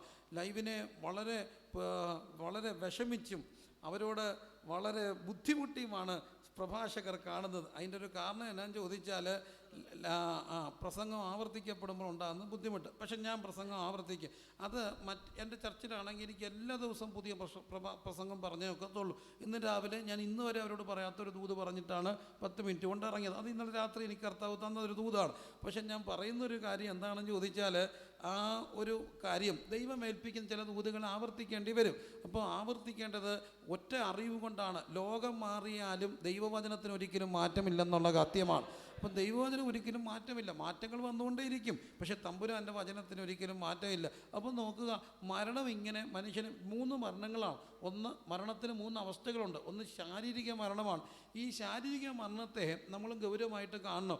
ഒന്ന്, ഈ ജീവിതം അത്ര മോശപ്പെട്ട ഒരു കാര്യമൊന്നല്ല. ആണോ ജീവിതം അത്ര മോശപ്പെട്ട ഒന്നാണോ? അല്ല. ഞാൻ ഒരിക്കലും ചിന്തിക്കുന്നില്ല ജീവിതം മോശമാണെന്നൊന്നും. കാരണം എന്നാന്ന് ചോദിച്ചാൽ എനിക്ക് ഭയങ്കര ഇഷ്ടമാണ് എൻ്റെ യേശുവിനോടൊപ്പം ഇവിടെ നടക്കാൻ, യേശുവിനോടൊപ്പം കുടുംബജീവിതം നയിക്കാൻ, യേശുവിനോടൊപ്പം സദാശുശ്രൂഷ നടപ്പാൻ. ഒറ്റ കാര്യം, അതും അത്ര മോശമൊന്നും അല്ല, മുന്നാസ്വാദനമാണ്. കർത്താവിൻ്റെ സ്വർഗത്തിന് മുമ്പ് യേശുവിനോടൊപ്പം ഇവിടെ നടക്കുന്നതും അത്ര മോശപ്പെട്ട ഒരു ജീവിതമൊന്നും അല്ല. എന്തൊരു സന്തോഷമുള്ളൊരു അനുഭവമാണ്. അതും വിശ്വസിക്കുന്നവർ ദൈവത്തിന് സ്തോത്രം ചെയ്തതാണ്. മരുഭൂപ്രയാണത്തിൽ കഷ്ടതയും പ്രയാസവും ഒക്കെ ഉണ്ടെങ്കിൽ പോലും അതിനകത്തും കർത്താവിൻ്റെ സാന്നിധ്യം അനുഭവിക്കാൻ കഴിയുന്നില്ലേ? ദുഃഖങ്ങളിലും ദൈവത്തിൻ്റെ ആശ്വാസമില്ലേ? അപ്പം ഇതിനകത്തെ ഏറ്റവും ഒരു അറിവാണ് മനുഷ്യന് പാപത്താൽ സംഭവിച്ച ശാരീരിക മരണം, ആത്മീയ മരണം, നിത്യമായ മരണം. 3 മരണങ്ങളാണ്. എന്നാൽ ശാരീരിക മരണം ഞാൻ ഇന്ന് ചിന്തിക്കുമ്പോൾ മനുഷ്യന് പാപം നേടിക്കൊടുത്ത വലിയൊരു ശാരീരിക മരണമുണ്ട്. മനുഷ്യൻ പാപം ചെയ്യുന്നു, തോട്ടത്തിൽ നിന്ന് പുറത്താക്കപ്പെടുന്നു. എന്നിട്ടും ആദമൊക്കെ ഒരു 900-ലൊക്കെ എത്തി നിൽക്കുന്നുണ്ട്. 1000 കടക്കുന്നില്ല. കാരണം ദൈവത്തിൻ്റെ ഒരു ദിവസം മനുഷ്യൻ്റെ 1000 വർഷം പോലെയാണെന്നും 1000 സംവത്സരം എന്നുള്ളൊരു അറിവ് നമുക്കുണ്ടല്ലോ. അപ്പോൾ ഒരു ദിവസം കംപ്ലീറ്റ് ചെയ്യാതെങ്കിലും 900 ഒക്കെ ജീവിക്കുന്ന ഒരു സംഭവം. പക്ഷേ കാലം മുമ്പോട്ട് പോയപ്പോൾ ഞാൻ കണ്ടു 6-ാം അധ്യായത്തിൽ ഒരു വല്ലാത്ത ബുദ്ധിമുട്ട് ഉൽപ്പത്തി പുസ്തകത്തിലുണ്ടായി. ബോധിച്ച ഏവരെയും മനുഷ്യൻ എന്തായിട്ട് എടുത്തു? ഭാര്യമാരായിട്ട് എടുത്തു. ആദാമിന് ദൈവം ഹവ്വയെ കൊടുക്കുകയായിരുന്നു. ഈ പൊല്യൂഷൻ എല്ലാം കൂടെ കൂടിക്കഴിഞ്ഞപ്പോൾ കൊടുക്കുന്നത് മേടിക്കാൻ സമയമില്ലാത്തത് കൊണ്ടും ക്ഷമയില്ലാത്തത് കൊണ്ടും ബോധിച്ച എല്ലാവരും എന്ത് ചെയ്യാൻ തുടങ്ങി? എടുക്കാനായിട്ട് തുടങ്ങി. എടുത്തു കഴിഞ്ഞപ്പം ദൈവം പറയുന്നു, മനുഷ്യൻ്റെ ആയുസ്സിനെ ഞാൻ എത്ര ആക്കി മാറ്റും? 120 മാറ്റും. പിന്നെ നമ്മൾ മുമ്പോട്ട് പോകുമ്പോൾ സങ്കീർത്തനങ്ങളിൽ കാണുന്നൊരു വാക്യമുണ്ട്, 70 ഏറെ ആയാൽ 80 എന്നൊക്കെ പറയുന്നു. പക്ഷെ ഞാൻ ഉൽപ്പത്തി പുസ്തകം ഇങ്ങനെ പഠിച്ചു വന്നപ്പോൾ നമ്മളൊരു തലം കാണുന്നുണ്ട്. കായിൻ്റെയും ഹാബേലിൻ്റെയും ആ ഒരു സംഭവത്തിൽ നാച്ചുറൽ ഡെത്ത് അല്ല, ഒരു കൊലപാതകമാണ്. എന്നാൽ പിന്നെ നമ്മൾ പഠിക്കുമ്പോൾ പിതാക്കന്മാരുടെ പിന്നെ ജലപ്രളയം ഉണ്ടായി. അവിടെയാണ് നോഹയുടെ കാലഘട്ടത്തിലാണ് ജലപ്രളയം ഉണ്ടായത്, 40 ദിവസം. അപ്പം ബൈബിള് വിശ്വസിക്കാൻ വലിയൊരു ബുദ്ധിമുട്ടുള്ളവർക്കെല്ലാം എളുപ്പമായിട്ട് വിശ്വസിക്കാൻ 40 ദിവസം കൊണ്ട് എന്തുണ്ടാകുമെന്ന്, ജലപ്രളയം ഉണ്ടാകുമെന്ന് എന്നോട് ചോദിക്കേണ്ട. റാന്നിക്കാരെ ആരെങ്കിലും വിളിച്ചിട്ട് 40 ദിവസം കൊണ്ട് വെള്ളപ്പൊക്കം ഉണ്ടാകുമെന്ന് ചോദിച്ചാൽ ഞങ്ങൾ ആമേൻ പറയും 40 ദിവസം വേണ്ട, 10 ദിവസം കൊണ്ട് മുങ്ങിപ്പോന്ന് പറയും. കാരണം റാന്നി മുങ്ങിയത് വെറും 3 ദിവസത്തെ മഴയാണ്. 3 ദിവസത്തെ മഴ കൊണ്ട് എന്തോ ഒരു വരവായിരുന്നു, അതിങ്ങനെ വരികയല്ലേ. അപ്പോൾ ഒരു കാര്യം പിടികിട്ടി, വെള്ളപ്പൊക്കം സത്യമാണേ, നോഹയുടെ കാലം സത്യമാണെന്ന്. കണ്ടില്ലേ? ഒറ്റ വരവ. എന്തൊരു വരവാണെന്നറിയാമോ? ഈ വെള്ളപ്പൊക്കത്തിൻ്റെ സമയത്ത് ഞങ്ങൾ ടൗണിലുണ്ട്. എന്തിനാണെന്നറിയാമോ? ഈ കടകളെയൊക്കെ സഹായിക്കാൻ വേണ്ടി. എൻ്റെ അമ്മയുടെ വീട് രാജാണ്ടൊക്കെ ചോദിച്ചാൽ മതി. എൻ്റെ അമ്മയുടെ വീട് ആറിൻ്റെ തീരത്താണ് ഞങ്ങളുടെ വീട്. വെള്ളപ്പൊക്കം ഞങ്ങൾക്ക് ഒരു രസമായിരുന്നു. വെള്ളം വരുമ്പോഴത്തേനും ഞങ്ങൾ ഈ സാധനം എല്ലാം എടുത്തുകൊണ്ട് അപ്പുറത്തെ വീട്ടിൽ കൊണ്ടുപോകും, തട്ടുംപുറത്ത് കയറ്റി വെക്കും, പിന്നെ മേപ്പോട്ട് കയറ്റി വെക്കും. പിന്നെ ഒരു രസവും ഒരു ആഘോഷമാണ്. നാച്ചുറൽ ക്ലീനിങ് ആണ് വെള്ളപ്പൊക്കം. കാരണം സകലമാന അയ്യത്ത് കിടക്കുന്ന ദുഷ്ട അഴുക്കിനുകളെ എല്ലാം എടുത്തുകൊണ്ട് ആറങ്ങ് സാംശീകരിച്ചുകൊണ്ട് പോകും. ഈ പ്രാവശ്യം ആറിലേക്ക് നമ്മൾ തള്ളിക്കളഞ്ഞ മുഴുവൻ പ്ലാസ്റ്റിക്കും ആറ് കൊണ്ട് നമ്മുടെ മുറ്റത്തിട്ടിട്ട് ടാറ്റ പറഞ്ഞിട്ട് അങ്ങ് ഇറങ്ങിപ്പോയി. മുഴുവൻ പ്ലാസ്റ്റിക്കും കൊണ്ടിട്ടിട്ട് ഏറ്റവും ഇതാണ് ക്ലീനിങ്ങിന്. മറ്റേ വെള്ളം ഇറങ്ങിക്കഴിഞ്ഞാൽ ഒന്ന് അടിച്ച് തൂത്താൽ മതിയായിരുന്നു, ഈ സംഭവം അങ്ങ് പോകുമായിരുന്നു. ഈ പ്രാവശ്യം മാത്രം പോയില്ല. കാരണം നീ എന്നിലേക്ക് ഇട്ടതെല്ലാം ഇതാ ഞാൻ നിനക്ക് തന്നെ തിരിച്ചു തരുന്നു എന്ന് പറഞ്ഞിട്ട് പ്ലാസ്റ്റിക് മാത്രം കൊണ്ടിട്ടിട്ട് അവൾ പതുക്കെ അങ്ങ് ഇറങ്ങിപ്പോയി. പക്ഷേ 3 ദിവസം കൊണ്ട് വെള്ളം ഇങ്ങനെ കയറി വരുമ്പം എൻ്റെ ഒരു സുഹൃത്തൊരു പാസ്റ്ററുണ്ട്. പാസ്റ്ററെ ഞാൻ വിളിച്ച് വെളുപ്പിന്, അച്ഛാ അവിടെ പുറകിൽ തോടുണ്ട്, ഒരിക്കലും അവിടെ വെള്ളം കയറാൻ സാധ്യമില്ല, അച്ഛാ വെള്ളം കയറാൻ വഴിയുണ്ട്. പുള്ളി പറഞ്ഞ് ഉറക്കുന്നില്ല, എന്നാലും നോക്കിയേക്കാന്ന് പറഞ്ഞ് ഇറങ്ങി നോക്കിയപ്പോൾ താണ്ട് പോർച്ചിലോട്ട് വെള്ളം കയറുക. ഒരു തരത്തിൽ കാറ് മാറ്റിയിട്ടു. അപ്പോൾ ആൻറ്റിക്ക് ഭയങ്കര വിശ്വാസമാണ്. ആൻറ്റി ഒരു കല്ല് ഏതാണ്ട് എടുത്തിട്ട് ഒരു വരച്ചു. ഇവിടം വരെയൊക്കെ അപ്പുറത്തേക്ക് നീ കടന്നു പോകരുത് പറഞ്ഞു. ഇച്ചിരി കഴിഞ്ഞപ്പോൾ അതിൻ്റെ മേളിലോട്ട് വന്നു. അപ്പോൾ സാധനം എല്ലാം പറക്കി വെച്ചിട്ട് പറഞ്ഞു ഇതിൻ്റെ അപ്പുറത്തേക്ക് നീ കടക്കരുത് പറഞ്ഞു. കുറേ കഴിഞ്ഞപ്പോൾ മേളിൽ കയറുന്നു. സാധനം എല്ലാം കൂടെ പറച്ച് മേളിൽ ഈ ഷീറ്റിൻ്റെ അടിയിൽ കൊണ്ടിട്ടു. അവിടെ കയറി വന്നിട്ട് അതിൻ്റെ അലമാരുടെ മണ്ടേ കയറി വെച്ചു.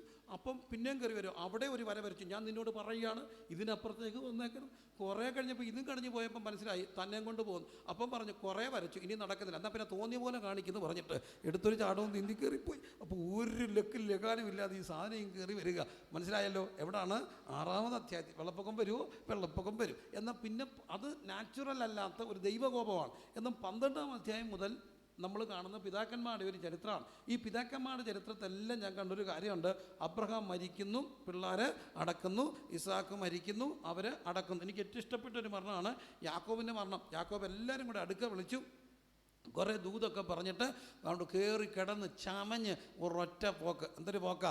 അപ്പോൾ യോസഫ് എല്ലാം കൊണ്ട് അടക്കുന്നു. ഇത് ഇസ്രായേലിൻ്റെ മഹാപ്രലാപം എന്ന് പറയുന്നു. യോസഫ് മരിക്കുമ്പോൾ എല്ലാം കണ്ടിട്ട് പിള്ളേർ പറയുന്നു, ഞാൻ മരിക്കുമ്പോൾ എൻ്റെ എന്തുകൂടെ കൊണ്ടുപോകണം?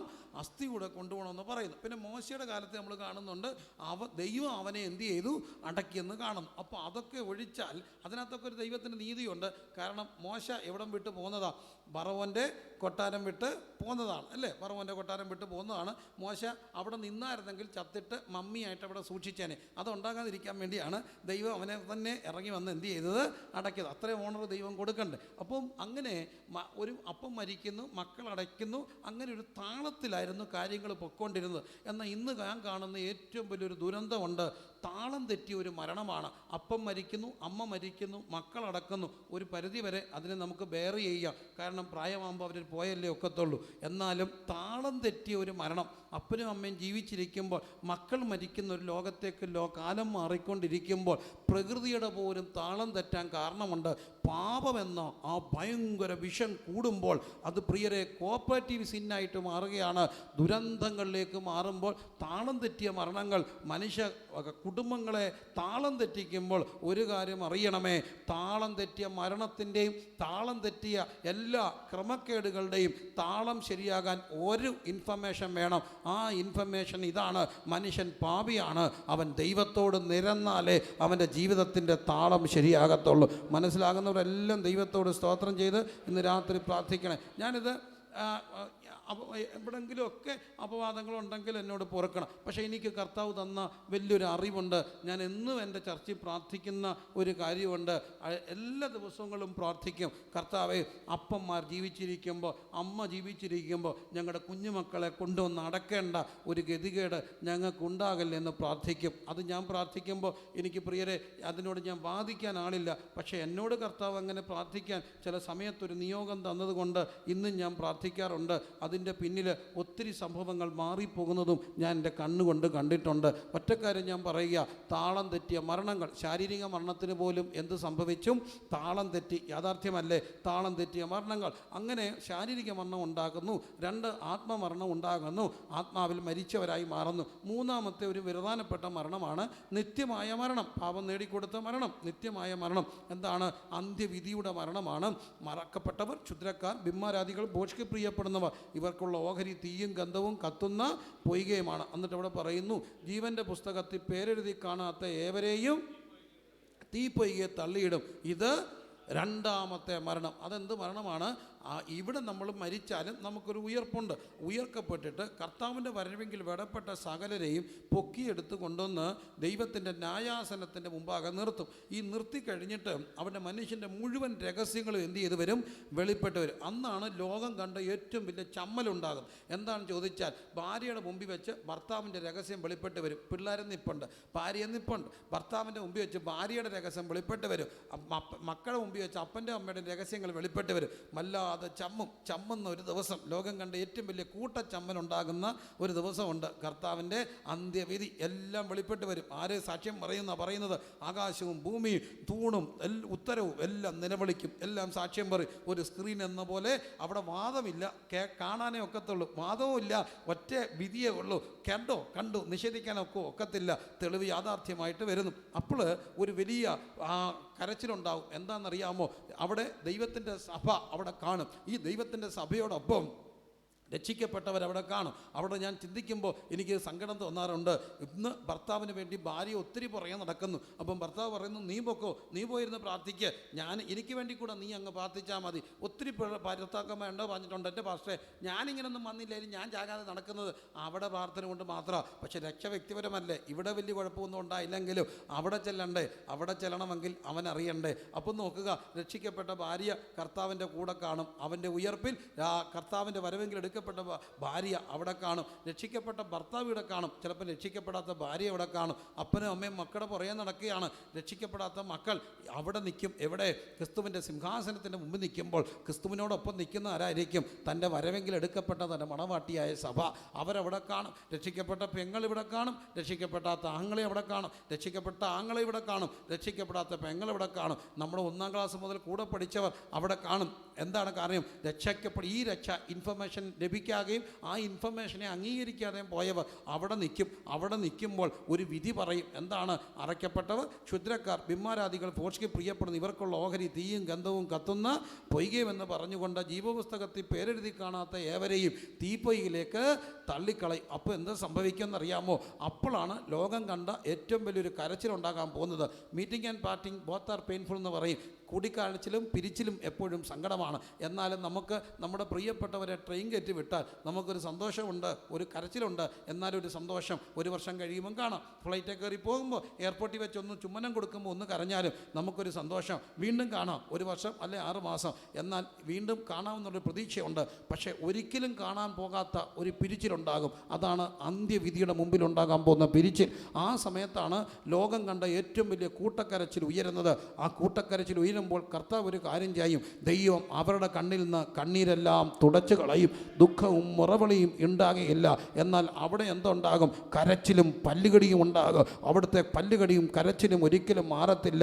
ഈ പിരിച്ചിൽ ഉണ്ടാകാതിരിക്കണമെങ്കിൽ ഇന്നറിയേണ്ട ഒരു DIT ഉണ്ട്, ഡിവൈൻ ഇൻഫർമേഷൻ. എന്താണ്? തൻ്റെ ഏകജാതനായ പുത്രനെ വിശ്വസിക്കുന്ന ഏവനും നശിച്ചു പോകാതെ നിത്യജീവൻ പ്രാപിക്കേണ്ടതിന് ദൈവം തൻ്റെ പുത്രനെ നൽകുവാൻ തക്കവണ്ണം ലോകത്തെ സ്നേഹിച്ചു. അടിസ്ഥാനപരമായി സുവിശേഷത്തിൻ്റെ കാതലിതാണ്. സുവിശേഷം പ്രസംഗിക്കാതെ ഒരിക്കലും ഒരു കൺവെൻഷൻ പിരിയാൻ പാടില്ല. എന്താണ് അടിസ്ഥാനപരമായി സുവിശേഷം? മനുഷ്യൻ പാപിയാണ്, പാപത്തിൻ്റെ ശമ്പളം മരണമാണ്. ആ ശമ്പളം പേടിക്കൊണ്ട് കിടന്ന മനുഷ്യനെ രക്ഷിക്കുവാൻ വേണ്ടി നമ്മുടെ കർത്താവായ യേശു ക്രിസ്തു മനുഷ്യനായിട്ട് അവതരിച്ചു. ദൈവം മനുഷ്യനായി. എന്തിനു വേണ്ടി? മനുഷ്യനെ രക്ഷിക്കുവാൻ വേണ്ടി. മനുഷ്യൻ മൂലം ഈ പ്രശ്നമുണ്ടായതുകൊണ്ട് മനുഷ്യനെ രക്ഷിക്കാൻ വേണ്ടി ദൈവം മനുഷ്യനായിട്ട് അവതരിപ്പിച്ചു. ദൈവം മനുഷ്യനായി അവതരിച്ച കർത്താവ് 30 വയസ്സ് വരെ മാതാപിതാക്കൾ കീഴ്പ്പെട്ട് ജീവിച്ചു. 30ാമത്തെ വയസ്സിൽ പരിശുശ്രൂഷ ആരംഭിച്ചു. 33 വയസ്സിൽ പ്രിയരെ 6 കോടതികൾ തന്നെ വിസ്തരിച്ചിട്ടും ഒരു തെറ്റും കാണാഞ്ഞിട്ടും പിലാത്തോസ് പറയുന്നു, ഈ മനുഷ്യന് ഞാനൊരു തെറ്റും കാണുന്നില്ലെന്ന് പറഞ്ഞിട്ടും അവൻ പറയുന്നു, ഇവനെ ഞാൻ അടുപ്പിച്ച് വിട്ടയക്കാം. അങ്ങനെ പിലാത്തോസിൻ്റെ കൽത്തുറങ്കിൽ കുനിച്ചു നിർത്തപ്പെട്ട് റോമൻ ചാട്ടകൾ കൊണ്ട് അവിടുന്ന് അടിക്കപ്പെട്ടു. അവിടുന്ന് അടിച്ചതിൻ്റെ ഉദ്ദേശം പിലാത്തോസിന് ചിന്ത തോന്നി, അടികൊണ്ട് യഹൂദന്മാർ തൃപ്തിപ്പെടുമെന്ന്. പക്ഷേ അവർ തൃപ്തിപ്പെട്ടില്ല. അവർ ആക്രോശിച്ചു, ബറബാസിനെ വിട്ടുതരിക, അവനെ ക്രൂശിക്കുക, ക്രൂശിച്ചില്ലെങ്കിൽ നീ കൈസറിൻ്റെ സ്നേഹിതനല്ലെന്ന് പറഞ്ഞ് അവനെ ബുദ്ധിമുട്ടിക്കാൻ തുടങ്ങി. അങ്ങനെ പിലാത്തോസ് അവനെ വിട്ടുകൊടുക്കുകയാണ്. അങ്ങനെ അവിടുന്ന് ഗബ്ബതായിൽ നിന്ന് ഗോൽഗോത്തായിലേക്ക് കൊണ്ടുപോവുകയാണ്. പിലാത്തോസിൻ്റെ കരുത്തളത്തിൽ നിന്ന് ഗോൽഗോത്തായിലേക്ക് കൊണ്ടുപോകുന്നു. ചരിത്രകാരന്മാർ ഇങ്ങനെ പറയാറുണ്ട്, യേശുവിൻ്റെ കുരിശെടുത്തുകൊണ്ട് യേശു പോകുമ്പോൾ ചിലരിങ്ങനെ പറയാറുണ്ട്, അതിനകത്ത് ആ ചരിത്രത്തിൽ ജോസഫസൊക്കെ പറയുന്നത് ഇങ്ങനെയാണ്, ആ കുരിശിൻ്റെ ഒരു നെടിയ ഭാഗമുണ്ട്, ആ നെടിയ ഭാഗം ആ സമയം ചിലപ്പോൾ ആ ക്രൂശിക്കപ്പെടാൻ കൊണ്ടുവന്ന വ്യക്തിയുടെ തോളിലേക്ക് വെച്ചിട്ട് കൈകളിങ്ങനെ കൂട്ടി അവത്തിൽ വെച്ച് കെട്ടും. ഭയങ്കര ഭാരമുള്ള കുരിശ്. ഈ കുരിശ് എടുത്തുകൊണ്ട് ഇങ്ങനെ നടന്നാൽ വീഴും. പക്ഷേ അത് വീണാൽ അറിയാം, അങ്ങനെ എടുത്തുകൊണ്ട് പോയി ഒന്ന് വീഴാൻ ശ്രമിച്ചാൽ അറിയാം, ഒരിക്കലും പുറമോട്ടായിരിക്കത്തില്ല പോകുന്നത്, മുമ്പോട്ടേ വീഴത്തുള്ളൂ. മുമ്പോട്ട് വീഴുമ്പോൾ മുഖമടിച്ച് വീഴും. അവർ അവൻ്റെ ആ രോമങ്ങൾ പിഴുതെടുത്തു. ചരിത്രകാരന്മാർ പറയുന്നത് രോമങ്ങൾ പിഴുതെടുത്തപ്പോൾ മേൽചുണ്ട് വരെ പറഞ്ഞു പോന്നു എന്നുള്ളതാണ്. അതുകൊണ്ടായിരിക്കണം യെശയ്യാവ് 600 വർഷങ്ങൾക്ക് മുമ്പ് പറയുന്നത്, അവനെ കണ്ടാൽ ആളറിയാത്ത പോലെ അവന് വിരൂപനായി മാറി. എന്തിനാണ് അവൻ്റെ മുഖം വിരൂപനായത്? അവൻ ഭയങ്കര സൗന്ദര്യമുള്ളവനായിരുന്നു. പക്ഷേ അവൻ്റെ മുഖം വിരൂപനായി വീണും എഴുന്നേറ്റും അവിടുന്ന് കുരിശ് വരെ ചെന്നു. അവിടുന്ന് ഗൊൽഗോത്തായി ചെന്നു. 2 കള്ളന്മാരുടെ നടുവിൽ അവിടുന്ന് ക്രൂശിക്കപ്പെട്ടു. അവിടുന്ന് നിലവിളിക്കുന്നുണ്ട്, പ്രിയരെ, എൻ്റെ ദൈവമേ, എൻ്റെ ദൈവമേ, അങ്ങനെ കൈവിട്ടത് എന്ത്? ഞാൻ നിങ്ങളോട് ചോദിച്ചോട്ടെ, ഗതസമനയും കാൽവറിയും ധ്യാനിക്കുമ്പോൾ എൻ്റെ ചങ്ക് ഉരുകാറുണ്ട്. അത് ആത്മാർത്ഥമായ കാര്യം. എൻ്റെ കുഞ്ഞിന് ഒരു ഓപ്പറേഷൻ വന്നു എന്ന് വെക്കുക, അവനൊരു 2 ലക്ഷം രൂപ വേണം, എൻ്റെ ഒരു 20 ലക്ഷം രൂപയുടെ FT കിടപ്പുണ്ടെന്ന് എൻ്റെ കൊച്ചനെ അറിയാമെന്ന് വെക്കുക. അവനെന്നെ വിളിച്ച് വളരെ കൂളായിട്ട് പറഞ്ഞു, അപ്പേ നാളെ ഓപ്പറേഷൻ വേണം, 2 ലക്ഷം രൂപ വേണം, അപ്പോൾ അത് അറേഞ്ച് ചെയ്യണം. ഉടനെ എടുത്തവായി, എനിക്കൊന്നും ചെയ്യാനില്ല എന്ന് പറഞ്ഞ് ഒന്നും നിശബ്ദനായി, ഒരു മറുപടി പറയാതെ 20 ലക്ഷം രൂപ FT കിടക്കുന്ന അപ്പൻ നിശബ്ദനായി ഫോൺ കട്ട് ചെയ്താൽ മോൻ്റെ മനസ്സിലുണ്ടാകുന്ന വികാരം എന്തായിരിക്കും? അതുതന്നെയാണ് ഈ ഏകജാതൻ്റെ മകനിലും ഉണ്ടായത്. ഒറ്റ വാക്കുകൊണ്ട് സകലത്തെ മുടിവിക്കാൻ കഴിയുന്ന പിതാവ് നിശബ്ദനായി മകൻ്റെ നിലവിളിക്ക് മുമ്പിൽ. എന്തിനാണെന്നറിയാമോ അവിടുന്ന് നിശബ്ദനായത്? ഇവിടെ ഇരിക്കുന്ന എന്നെയും നിന്നെയും അവൻ്റെ മനോമുകുരത്തിൽ കണ്ടതുകൊണ്ട് അവൻ അവിടെ ഒരു ക്രൂര നിശബ്ദത പിതാവ് പാലിച്ചു. പിതാവ് ഒരു ക്രൂരമായ നിശബ്ദത അവിടെ മൗനം പാലിച്ചു. എന്തിന്?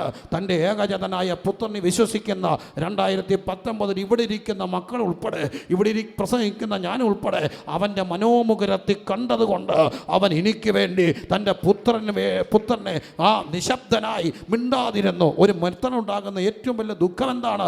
എൻ്റെ അപ്പനതിന് ശക്തിയില്ലെങ്കിൽ, എൻ്റെ അപ്പൻ്റെ കൈ പൈസ ഇല്ലെങ്കിൽ, അപ്പ വിഷമിക്കേണ്ട എന്ന് എനിക്ക് പറയാം. പക്ഷെ അവനൊപ്പനറിയാം, ധനവും മാനവും പുരാതന സമ്പത്തും ഉള്ളവൻ, സൈന്യസമേതനായ രാജാവ്, രാജാതി രാജാവ്, ധന്യനായ ഏകാധിപതി, താൻ മാത്രം അമർത്യതയുള്ളവൻ, അവൻ ഒറ്റ വാക്കുകൊണ്ട് എന്നെ രക്ഷിക്കാം. പക്ഷെ പിതാവ് മൗനം ആലപിച്ചു. എന്തിന്? എന്നെയും നിന്നെയും കണ്ടുകൊണ്ട് ദൈവം മൗനം പാലിച്ചു. എന്തിനാണ്? അവൻ്റെ രോമങ്ങൾ പിഴുതെടുക്കപ്പെട്ടത്. എന്തിനാണ്? ഭാരമേറിയ കുരിശ് കൊണ്ട് അവൻ മുഖമടിച്ച് വീണ് ഗബ്ബതാ മുതൽ ഗൊൽഗോത്ത വരെ പോയത്. എന്തിനാണ്? ഹല്ലേലൂയ, കാരിനും ബാണികൾ കൊണ്ട് അവൻ തറയ്ക്കപ്പെട്ടത്. എന്തിനാണ് പ്രിയരെ? 4-5 നീളമുള്ള മുൾച്ചെടി കൊണ്ട് അവൻ്റെ തലയിൽ മുൾക്കിരീടം ചൂടിയപ്പോൾ അവൻ നിശബ്ദനായിരുന്നത് ഒറ്റക്കാര്യ. തന്നിൽ വിശ്വസിക്കുന്നവർക്ക് രക്ഷിക്കപ്പെടാനുള്ള ആത്മരക്ഷ പ്രാപിക്കേണ്ടതിന് അവൻ ഏകൻ്റെ ലംഘനത്താൽ എല്ലാവരും പാപികളായെങ്കിൽ ഏകൻ്റെ അനുസരണത്താൽ എല്ലാവർക്കും നീതീകരണം വരേണ്ടതിന് വേണ്ടി അവൻ നമ്മുടെ പാപങ്ങളെ വഹിച്ചുകൊണ്ട് ക്രൂശിന്മേ കയറി. ഇതാണ് അടിസ്ഥാനപരമായ ഇൻഫർമേഷൻ. എല്ലാവരും അറിയേണ്ട ഇൻഫർമേഷൻ, ലോകമറിയേണ്ട ഇൻഫർമേഷൻ. മനുഷ്യൻ്റെ പ്രശ്നം പാപമാണ്. പാപത്തിൻ്റെ പരിഹാരം പ്രവൃത്തി കൊണ്ട് ചെയ്യാൻ കഴിയില്ല. ഒക്കത്തില്ല. പ്രവൃത്തികൾ ആവർത്തിക്കപ്പെടേണ്ടി വരും. എത്ര പ്രവൃത്തി ചെയ്താലും പാപത്തിൻ്റെ കറകളെ കഴിയത്തില്ല. കാരണം വീണ്ടും മനുഷ്യൻ പ്രവൃത്തികൾ വീണ്ടും പാപം ചെയ്യും. വീണ്ടും അതിൻ്റെ കർമ്മങ്ങൾ, പരിഹാരങ്ങൾ, പശ്ചാത്താപങ്ങൾ, പ്രായശ്ചിത്തങ്ങൾ ചെയ്തുകൊണ്ടേ ഇരിക്കണം. എന്നാൽ പ്രായശ്ചിത്ത ബലികൾ ആവർത്തിക്കപ്പെടേണ്ടി വരുമ്പോൾ എൻ്റെ രക്ഷ നമ്മുടെ ശ്രമം കൊണ്ട് സാധ്യമാകാതിരിക്കുമ്പോൾ അവൻ നമുക്ക് വേണ്ടി മരിച്ചു. ഒരുവനാൽ എല്ലാവരും പാപികളായെങ്കിൽ എനിക്കും നിനക്കും വേണ്ടി ഒരുവൻ ക്രൂശിൽ രക്ഷിക്കപ്പെട്ടു. ലോകമേ അറിയുക, ഇതാണ് അടിസ്ഥാനപരമായ മനുഷ്യന് വേണ്ട ഏറ്റവും വലിയ ഇൻഫർമേഷൻ. ഇതാണ്, മനുഷ്യൻ പാപിയാണ്, പാപത്തിൻ്റെ ശമ്പളം മരണമാണ്. എന്നാൽ ഞാനും നീയും മരിക്കേണ്ടിടത്ത് ഒരുവൻ മരിച്ചു. അവൻ്റെ പേര് നസറേനായ യേശു. എന്തിനു മരിച്ചു?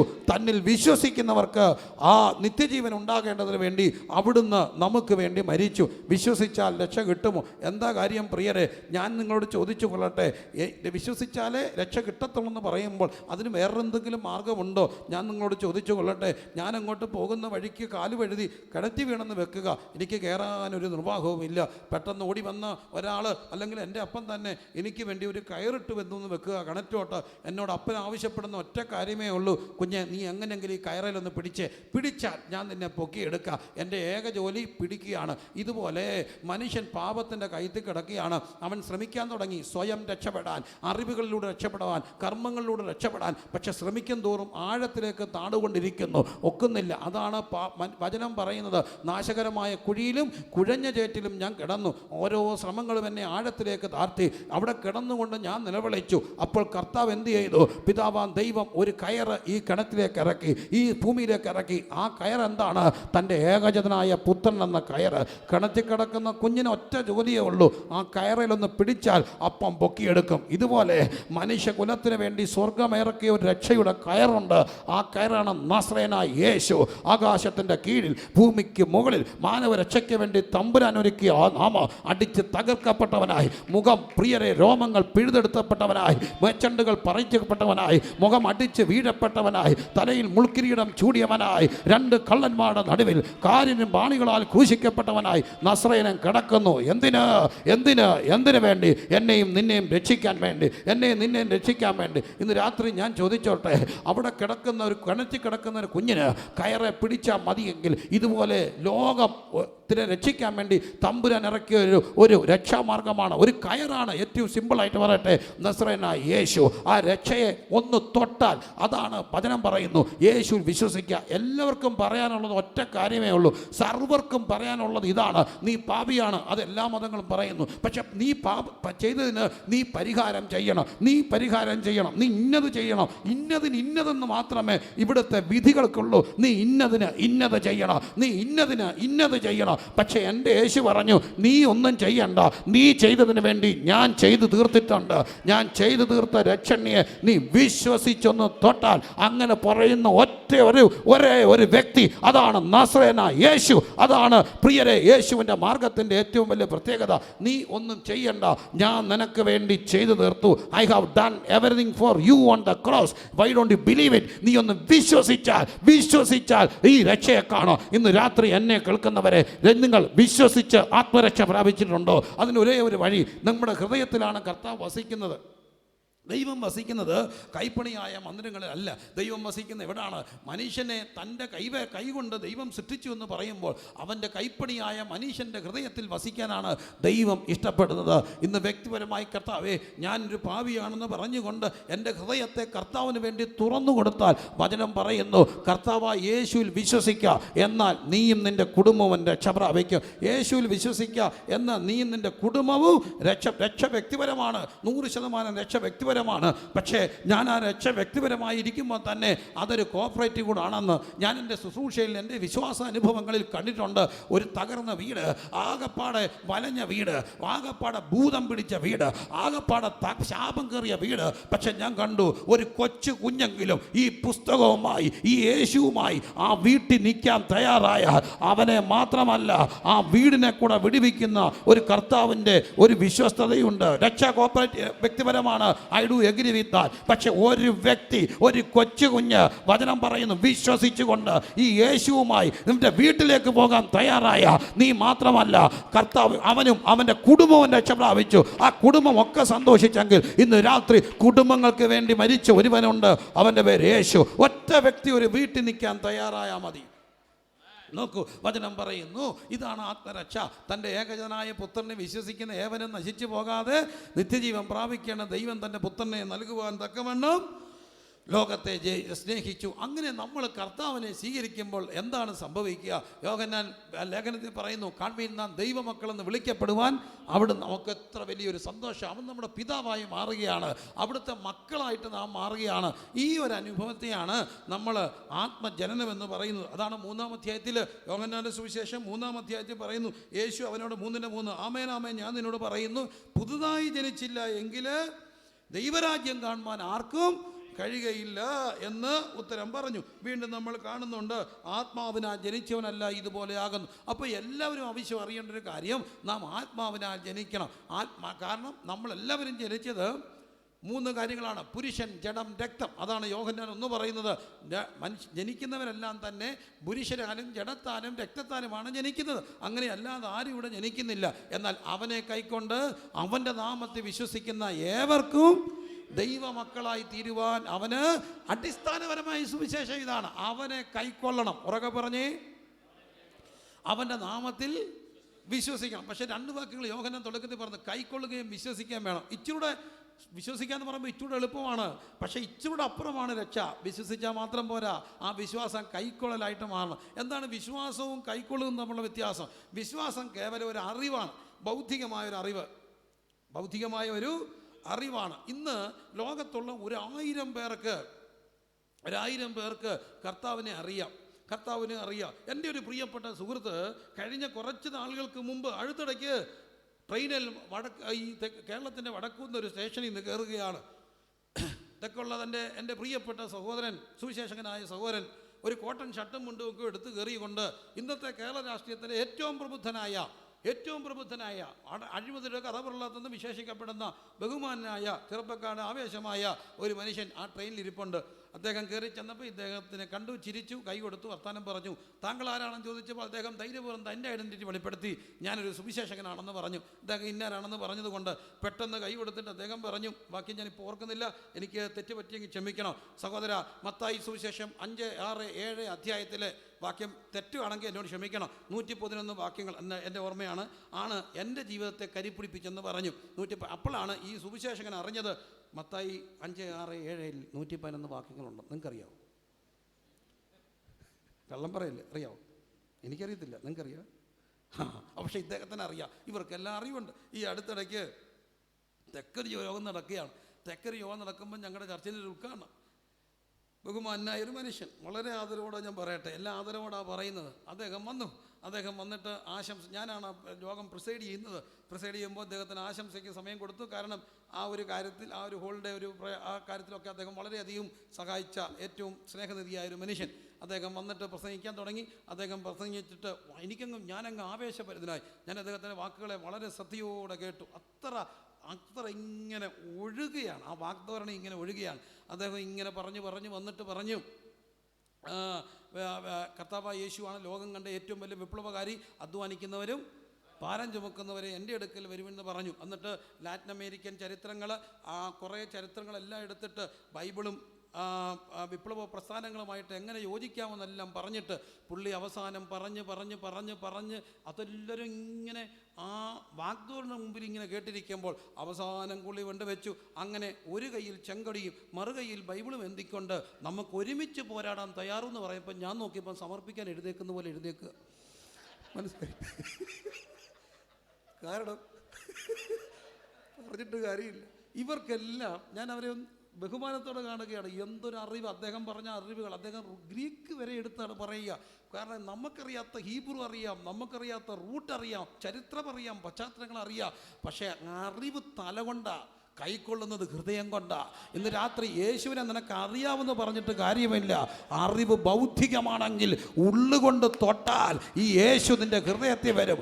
അവിടെ നിനക്കൊരു ബുദ്ധിയുടെ ആശയമല്ല, യേശു കൂടെ നടക്കുന്ന യേശു, കൂടിയിരിക്കുന്ന യേശു, ആ യേശുവിനെ അനുഭവിക്കാൻ കഴിയും. ഇന്ന് രാത്രി എൻ്റെ പ്രിയപ്പെട്ടവരെ, അച്ചായൻ പറഞ്ഞറിഞ്ഞു യേശു മരിച്ചെന്ന്, അമ്മ പറഞ്ഞറിഞ്ഞു യേശു മരിച്ചെന്ന്, സൺഡേ സ്കൂൾ ടീച്ചർ പറഞ്ഞു യേശു മരിച്ചത് കൊണ്ട് നിനക്ക് ജീവനുണ്ടെന്ന്. ഇന്ന് രാത്രി ബുദ്ധിക്കപ്പുറമുള്ള ഒരു അറിവ് ഹൃദയത്തിലേക്ക് യേശു അക്ഷരികമായി അനുഭവിക്കാൻ കഴിയുന്ന ഒരു ജീവിക്കുന്ന വ്യക്തിത്വമാണ് യേശു. പക്ഷെ ഒറ്റ കാര്യം, ബുദ്ധിയുടെ തലത്തിൽ നിന്ന് ഹൃദയത്തിലേക്ക് യേശു വരണം, ഹൃദയം അങ്ങോട്ട് തുറന്നു കൊടുക്കണം. എത്ര പേരുന്ന് രാത്രി എൻ്റെ കർത്താവേ എനിക്ക് ബുദ്ധിയുടെ അറിവ് പോരാ, എൻ്റെ ജീവിതം കൊണ്ട്, എൻ്റെ ശരീരം കൊണ്ട്, എൻ്റെ മനസ്സുകൊണ്ട് എനിക്ക് അങ്ങയൊന്ന് അനുഭവിക്കണമെന്ന് ഞാനും നീയും ആഗ്രഹിച്ച് പ്രാർത്ഥിച്ച ആ കർത്താവ് നിൻ്റെ ഉള്ളിൽ വസിക്കുന്ന ഒരു ദൈവമാണ്. പ്രിയരെ, കേരളത്തിൻ്റെ ചരിത്രം അതാണ്, ഇന്ത്യയുടെ ചരിത്രം അതാണ്. ഒത്തിരി പേർക്ക് യേശുവിനെ അറിയാം, 100,000 പേർക്ക് യേശുവിനെ അറിയാം. എവിടെ വെച്ചെല്ലാം ഞാൻ കണ്ടു.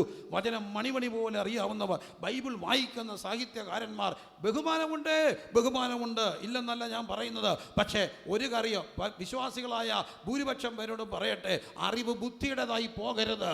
ബുദ്ധിക്കപ്പുറം നിന്റെ ഹൃദയത്തിൽ അനുഭവിക്കാൻ കഴിയുന്ന, കണ്ണുകൊണ്ട് കാണാൻ കഴിയുന്ന, കൈകൊണ്ട് തൊടാൻ കഴിയുന്ന, നാവ് കൊണ്ട് രുചിക്കാൻ കഴിയുന്ന ഒരു വ്യക്തിയാണ് എൻ്റെ യേശു എങ്കിൽ ഇന്ന് രാത്രി ഞാൻ പ്രസംഗിക്കുന്നത് ഒരാശയത്തെ അല്ല, ജീവിക്കുന്ന ഒരു ഒരു വ്യക്തി, ഒരു living person, my Jesus he is still alive. ഇന്ന് രാത്രി ആ യേശു ഇവിടെ വന്നിട്ടുണ്ട്. എന്തിനാണ്? യേശു വന്നാൽ അവൻ തൊടും, യേശു വന്നാൽ അവനെ തൊടാം, അവനെ തൊടാം, അവൻ തൊടും. ഇന്ന് രാത്രി എത്ര പേർ തയ്യാറാകും? നിന്നെ തൊടാൻ യേശുവുണ്ട്, നിനക്ക് തൊടാൻ യേശുവുണ്ട്. യേശുവിനെ തൊട്ടാൽ നീ സൗഖ്യമാകും. യേശുവിനെ തൊട്ടാൽ അവൻ നിന്റെ കണ്ണിന്ന് കണ്ണീരെല്ലാം തുടയ്ക്കുക. എൻ്റെ യേശു ജീവിക്കുന്ന ഒരു യാഥാർത്ഥ്യമാണ്. ഞങ്ങൾ അമൂർത്തമായ ഒരു ആശയങ്ങൾ വിശ്വസിക്കുന്നവരല്ല, ഞങ്ങൾ ആശയത്തിൻ്റെ വ്യക്താക്കളല്ല, ഞങ്ങൾ വ്യക്തിയെ അറിഞ്ഞവരാണ്. അതെങ്ങനെ കണ്ടു? ഞങ്ങൾ മഹിമയുടെ സാക്ഷികളാണ്. ഞങ്ങൾ പ്രിയരെ നിർമ്മിത കഥകളെ പ്രസംഗിക്കുന്നവരല്ല, എവിടെ ഒരു ആശയത്തെ പ്രസംഗിക്കുകയല്ല. ഞങ്ങളുടെ കണ്ണുകൊണ്ട് കണ്ടത്, ഞങ്ങളുടെ നാവ് കൊണ്ട് രുചിച്ച, ഞങ്ങളുടെ പ്രിയപ്പെട്ടവരുടെ കൈകൊണ്ട് തൊട്ടൊരു യാഥാർത്ഥ്യം ഇന്നും വിശ്വസിക്കുന്നവർക്ക് വേണ്ടി അടുത്തു വരുന്ന ഒരു ദൈവമുണ്ട്. യേശു യേശു യേശു യേശു. കരമുയർത്തി കർത്താവിനെ സ്തുതിച്ചുകൊണ്ട് ഇന്ന് രാത്രി പറഞ്ഞ യേശുവേ, ബുദ്ധി പോരാ, ബുദ്ധി പോരാ, ബുദ്ധി പോരാ. കൂടെ നിൽക്കുന്ന ഒരു യേശുവുണ്ട്, കൂടെ നടക്കുന്ന ഒരു യേശുവുണ്ട്. സ്തോത്രം സ്തോത്രം സ്തോത്രം. കരങ്ങളടിച്ച് ദൈവത്തെ ഒന്ന് സ്തുതിച്ച്, കരങ്ങളടിച്ച് ദൈവത്തെ ഒന്ന് സ്തുതിച്ച്. സ്തോത്രം സ്തോത്രം സ്തോത്രം സ്തോത്രം സ്തോത്രം സ്തോത്രം സ്തോത്രം സ്തോത്രം സ്തോത്രം സ്തോത്രം സ്തോത്രം സ്തോത്രം സ്തോത്രം സ്തോത്രം സ്തോത്രം. റഗന റബന ഹദന റിബന ശകന റബല ഹദന റഗന റബന ഹദന റിഗന റബന. യേശു എന്ന യാഥാർത്ഥ്യം, യേശു എന്ന വ്യക്തിത്വം, യേശു എന്ന ജീവിക്കുന്ന, ഇന്ന് നമുക്ക് വേണ്ടി പിതാവിൻ്റെ സന്നിധി നമുക്ക് വേണ്ടി പക്ഷപാതം ചെയ്യുന്ന, നമുക്ക് വേണ്ടി മരിച്ചടക്കപ്പെട്ട് ഉയർത്തെഴുന്നേറ്റ് നമുക്ക് വേണ്ടി പിതാവിൻ്റെ മഹിമയെ ജീവിക്കുന്ന കർത്താവായ യേശു. ബുദ്ധിക്കപ്പുറത്തൊരു അറിവിന് വേണ്ടി ദൈവത്തോട് പ്രാർത്ഥിക്കണം. പ്രത്യേകിച്ച് കുഞ്ഞുമക്കളോടെല്ലാം ഞാൻ പറയുകയാണ്, ബുദ്ധിക്കപ്പുറത്ത് നിങ്ങൾക്ക് യേശുവിനെ അനുഭവിക്കാൻ കഴിയും. പഠനത്തിൽ മോശമായിരുന്ന കുഞ്ഞുങ്ങൾ, മാത്സൊക്കെ ഭയങ്കര പ്രയാസമായിട്ടുള്ള മക്കളെയൊക്കെ ഞാൻ കണ്ടിട്ടുണ്ട്. ഭയങ്കര വിശ്വാസ മക്കളെ, അവരെ ഭയങ്കര പാടുള്ള, ഒരിക്കലും രക്ഷപ്പെടത്തില്ലെന്നൊക്കെ പറഞ്ഞത് വിശ്വാസിച്ച് ഒരു കസേര ഇട്ടിട്ട് അപ്പുറത്തോട്ടൊരു കസേര ഇട്ടിട്ട് പറഞ്ഞു, യേശു എനിക്കിത് പാടാം, എനിക്ക് പറഞ്ഞാൽ അറിയത്തില്ല, എൻ്റെ അമ്മയ്ക്ക് ഇതൊന്നും അറിയത്തില്ല, ഞാൻ ഒരു കാര്യം പറഞ്ഞേക്കാം, ഞാൻ പഠിക്കാൻ പോവാം, ഈ കസേര ഇവിടെ ഇരുന്നോണം എന്തൊക്കെ പറഞ്ഞൊരു കസേരയിൽ വിട്ട് യേശുവിനെ ഇരുത്തി ഒരു കൊച്ചു കുഞ്ഞ് പഠിക്കാൻ തയ്യാറായപ്പോൾ അവൻ്റെ ബുദ്ധി അങ്ങ് മാറുക. എന്താ കാര്യം? നീ വിശ്വസിച്ചാൽ ദൈവത്തിൻ്റെ മഹത്വം കാണും, വിശ്വസിച്ചാൽ ദൈവത്തിൻ്റെ മഹത്വം കാണും. അങ്ങനെ തയ്യാറാകുന്ന കൊച്ചിൻ്റെ കൂടെ ഇരിക്കാനുള്ള ഒരാളുണ്ട്. എൻ്റെ യേശു, എൻ്റെ യേശു ഇരിക്കുന്ന ഒരു ദൈവമാണ്. അവൻ തൻ്റെ ദൂതന്മാരെ അയക്കുന്ന ഒരു കാര്യമാണ്. എൻ്റെ അപ്പ മരിച്ചു കഴിഞ്ഞപ്പോൾ, അപ്പയുടെ മരണത്തിൽ അപ്പയുടെ കൂടെ നടന്നൊരു ഒരു ഒരു പഴയകാല സുഹൃത്തുണ്ട്. അദ്ദേഹം മരിച്ചുപോയി അടുത്ത് കിടയ്ക്ക്. ഒരു ദൈവദാസൻ, പാവം പിടിച്ചൊരു മനുഷ്യൻ. അദ്ദേഹം എന്നോട് സാക്ഷ്യം പറഞ്ഞു. എനിക്കത് ഭയങ്കര ഐ ഓപ്പണിംഗ് ആയിട്ട് തോന്നി. അവർ രാത്രി വർഷങ്ങൾക്ക് മുമ്പേ രാത്രി പ്രാർത്ഥിക്കാതിരിക്കും. അന്ന് ഈ ഉണർവിൻ്റെയൊക്കെ ഒരു തലം യേശു യാഥാർത്ഥ്യമാണെന്ന് പറയുക, ഭയങ്കര ഉണർവാണ്. ആ ഉണർവെന്ന് പറഞ്ഞാൽ അങ്ങ് രാത്രി ഇന്ന് പ്രാർത്ഥിക്കും. പ്രാർത്ഥന അങ്ങ് എപ്പോഴും തീരുന്നു അപ്പോഴവിടെ ഇറക്കത്തുള്ളൂ. അങ്ങനെ രാത്രി 1 മണി 2 മണിക്ക് ഇങ്ങനെ പ്രാർത്ഥിച്ചുകൊണ്ടിരിക്കുമ്പോൾ പെട്ടെന്ന് ദൈവാത്മാവ് പറഞ്ഞു, അതൊക്കെ ഇങ്ങനെ നേരിട്ട് വന്ന് പറയുകയാണ്, ഇന്നടെ വീട്ടിൽ പോകണം, ഒരു 2 കിലോമീറ്റർ അപ്പുറം ആ വീട്ടിൽ രാത്രി പോകണം, പോയേ ഒക്കത്തുള്ളൂ, പ്രാർത്ഥിക്കണം. പക്ഷെ പോകാൻ എല്ലാവരും അങ്ങ് അറച്ചു, കാരണം ആ ഏരിയയിൽ അങ്ങനെ പോകാൻ ഇച്ചിരി ബുദ്ധിമുട്ട്. പക്ഷേ ഇവർ രണ്ടും കൂടെ രാത്രി 2 മണിക്ക് നടന്നു പോകുമ്പോൾ ആത്മാവ് പറഞ്ഞെന്നൊക്കെ പോലീസ് വന്ന് ചോദിച്ചാൽ പറയാൻ നോക്കുമോ? അപ്പോൾ പിന്നെ രാത്രി 2 മണിക്ക് എനിക്കങ്ങനെ അനുഭവം ഉണ്ടായിട്ടുണ്ട് കേട്ടോ. പോലീസ് എന്നോട് സംസാരിച്ചിട്ടുണ്ട്, ഞാൻ പ്രാർത്ഥിക്കാൻ പോവുകയാണെന്ന് പറഞ്ഞിട്ടുണ്ട്. വളരെ സന്തോഷത്തോടെ അവരെന്നോട് പിന്നെ ഇടപെട്ടിട്ടുമുണ്ട്. പക്ഷേ എനിക്ക് അതിലും വലിയൊരു രസമുണ്ടായി. എൻ്റെ മോനുണ്ടായിരുന്നു ഈ ഇടയ്ക്കൊരു ദിവസം, ഞങ്ങളിതുപോലെ എങ്ങാണ്ട് പോയിട്ട് തിരിച്ചു പോവുകയാണ്. രാത്രി ഈ പോലീസുകാരൊക്കെ നല്ല മനുഷ്യരാണ് കേട്ടോ. പോലീസ് കൈ കാണിച്ചു, ചെക്കിങ്ങിന് കൈ കാണിച്ചാൽ എനിക്കറിയാം എന്തെങ്കിലും കുഴപ്പം, എന്തെങ്കിലും തപ്പിയാൽ കാണുമല്ലോ. പോലീസ് കൈ കാണിച്ചാൽ ക്രിസ്മസിൻ്റെ സമയമായിരുന്നു. ഇവൻ നല്ല ഉറക്ക. അവൻ ചാടി എഴുന്നേറ്റിട്ട് ഗ്ലാസ് കൊടുത്തത് പറഞ്ഞു, uncle merry Christmas and happy new year. പുള്ളി അവനെ നോക്കിയിട്ട് പറഞ്ഞു, മോനെ സെയിം ടു യു, പൊക്കോളാൻ പറഞ്ഞു. അപ്പോൾ എനിക്കൊരു കാര്യം പിടി കിട്ടി, ഇവരൊക്കെ നല്ല മനുഷ്യരാണ്. അപ്പം എന്നാലും രാത്രി പോകുമല്ലേ, അപ്പോൾ ഇവർക്കൊരു വല്ലാത്ത പേടി. ഇവരങ്ങനെ വല്ലാത്ത പേടിയിലൊക്കെ പോയി കഴിഞ്ഞപ്പോൾ ഞങ്ങളുടെ അവിടെ ഒരു വെല്ലുവിളിയുണ്ട്. റാന്നിക്കാർക്കറിയാം, പ്രശസ്തമായൊരു പള്ളി. അവിടുത്തെ ഏറ്റവും വലിയ പ്രത്യേകത, ദൂരെ നിന്ന് കാണാൻ നല്ല രസമാണ്. 100 കണക്കിന് ശവക്കല്ലറിങ്ങനെ വെള്ളതേ ചിട്ടിരിക്കും, നല്ല രസമാണ്, വളരെ വൃത്തിയുള്ളൊരു സ്ഥലം. അവിടെ ചെന്നപ്പോൾ പേടിയാണ്, കാരണം ശവക്കോട്ട എല്ലാവർക്കും പേടിയാണ് അല്ലേ, സ്വാഭാവികമായിട്ടും. ശവക്കോട്ടയിലാണ് നമുക്ക് പേടി. ശവക്കോട്ട ശബ്ദം കേട്ടാൽ നമുക്ക് പേടിയല്ലേ? അല്ലയോ? ഈയിടയ്ക്കൊരു ദൈവദാസൻ പ്രസംഗിക്കുന്നത് കേട്ടു. പിന്നെ ആരാളോട് ചോദിച്ചു, നിൻ്റെ ഭർത്താവ് എവിടാന്ന് ചോദിച്ചു. ഉടനെ അവൾ പറഞ്ഞു, ഭർത്താവ് എവിടാന്ന് തീർച്ചയായിട്ടും പറയാൻ ഒക്കുന്ന വിധവയ്ക്ക് മാത്രമേ ഉള്ളൂ. മരിച്ചു കഴിഞ്ഞാൽ ഭർത്താവ് എവിടാന്ന് പറയത്തില്ല, എവിടെ ആയിരിക്കും? കല്ലറയിലായിരിക്കും. അപ്പോൾ ഈ ശവക്കോട്ട ശബ്ദം കേട്ടാൽ പേടിയല്ലേ? ഞാൻ കൊണ്ട് നടന്നൊരു ചെറുപ്പക്കാരനുണ്ട്. പുള്ളി കഞ്ചാവായിരുന്നു, വെള്ളമായിരുന്നു, എൻ്റെ കൂടെ നടന്നു, പിന്നെ അങ്ങ് തിരിഞ്ഞു പോയി. അപ്പോൾ നടന്നൊരു സംഭവം, ഈ കല്ലറയിൽ കയറി കിടന്നു. വെളുപ്പിനെ കപ്പ്യാർ അങ്ങോട്ട് കയറി പോയപ്പോൾ ഈ പുള്ളി കല്ലറയിൽ ഇരിപ്പുണ്ട്, ഇരുട്ടത്താണ്. പുള്ളി പതുക്കെ ചോദിച്ചു, കപ്പ്യാർ ആരാന്ന് ചോദിച്ചു. ഓ ഒന്നുമില്ല ചേട്ടാ, അകത്ത് ചൂടായതുകൊണ്ട് ഞാനൊന്ന് പുറത്തോട്ട് ഇറങ്ങിയിരുന്നാന്ന് പറഞ്ഞു. അപ്പോഴേ ഈ കപ്പ്യാർ ഫ്ലാറ്റായി. പിന്നെ അപ്പോൾ ഈ സെമിത്തേരി ശബ്ദം കേട്ടാൽ പേടിക്കത്തില്ലേ? അപ്പോൾ ഇവർ സെമിത്തേരിയുടെ അതുവഴി പോയപ്പോൾ ഒരു വല്ലാതെ ഈ ചങ്ങല വലിക്കുന്ന പോലൊക്കെ ഒരു ശബ്ദം. അപ്പം മനസ്സിലായി മിക്കവാറും പിശാചാരിക്കുമല്ലോ. ഇവരെല്ലാം കൂടെ കരം കോർത്ത് പിടിച്ച് അവിടെ നിന്ന് കുറേ നേരം പ്രാർത്ഥിച്ച് രക്തം ജയം പറഞ്ഞ് എല്ലാത്തിനും ശാസിച്ച് അവിടെ പോയപ്പോൾ ഒരു കൊച്ച് പനിച്ച് കിടക്കുക, അതിനെ വിറച്ച് കിടക്കുക, ആശുപത്രി കൊണ്ടുപോകാൻ വണ്ടിയില്ല. പ്രാർത്ഥിച്ച് അപ്പോഴേ ഈ കൊച്ച് സൗഖ്യമായി. തിരിച്ചു വന്നപ്പോഴത്തേന് നേരം വെളുത്തു. അപ്പോൾ ഇദ്ദേഹം പറഞ്ഞൊരു സാക്ഷിയാണ്, അദ്ദേഹം അടക്കത്തിലെ സാക്ഷ്യം പറഞ്ഞു. പിറ്റേ ദിവസം രാവിലെ ഉപവാസ പ്രാർത്ഥനയ്ക്ക് ഇരിക്കുമ്പോൾ ഒരു പരിചയമില്ലാത്ത ഒരു ആൻറ്റി യാദൃച്ഛികം അവിടെ കയറി വന്നിട്ട് പ്രാർത്ഥിച്ചുകൊണ്ടിരിക്കുമ്പോൾ ദൈവദാസന്മാരെ നോക്കി ദൂത് പറയുക, കർത്താവിൻ്റെ ദാസന്മാരെ, ആത്മാവ് നിങ്ങളോട് ഇടപെടുന്നു.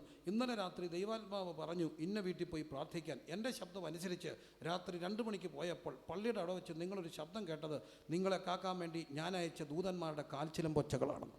ഇവർ തെറ്റിദ്ധരിച്ചു അത് വേറെ എന്നോ ആണെന്ന്.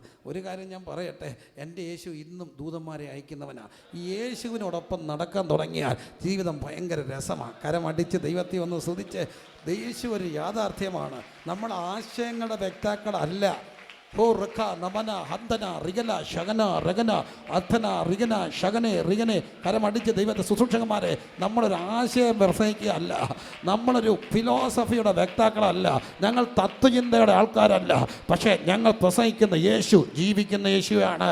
You can feel him, you can touch him, you can experience. ഇന്ന് രാത്രി കുറച്ചുകൂടെ കൂടുതലായി എൻ്റെ യേശുവിനെ ബുദ്ധിക്കപ്പുറത്തൊന്ന് അനുഭവിക്കാൻ ഞാൻ ആഗ്രഹിക്കുന്നുണ്ടെന്ന് ഹൃദയംഗമായി ആഗ്രഹിക്കുന്നവരൊക്കെ കരമുയർത്തി ഒരു നിമിഷം കർത്താവിനോടൊന്ന് പ്രാർത്ഥിച്ച്, യേശുപ്പച്ചാ എനിക്ക് ബുദ്ധിയുടെ അറിവ് പോരാ, എനിക്ക് നിന്നെ അനുഭവിക്കണം. You can taste him. അവൻ നല്ലവനെന്ന് രുചിച്ചറിയണം. സ്വോത്രം സ്വോത്രം സ്വോത്രം. അതാണ് പ്രിയരെ ആത്മജന്യം. ഹൃദയത്തിൽ അവനെ കൈക്കൊണ്ട് അവൻ്റെ നാമത്തിൽ വിശ്വസിക്കുന്ന ഏവർക്കും ദൈവമക്കളായി തീരാൻ. അപ്പം കൈക്കൊള്ളുകയാണ്. കൈക്കൊള്ളുന്നത് ഹൃദയം കൊണ്ടാണ്.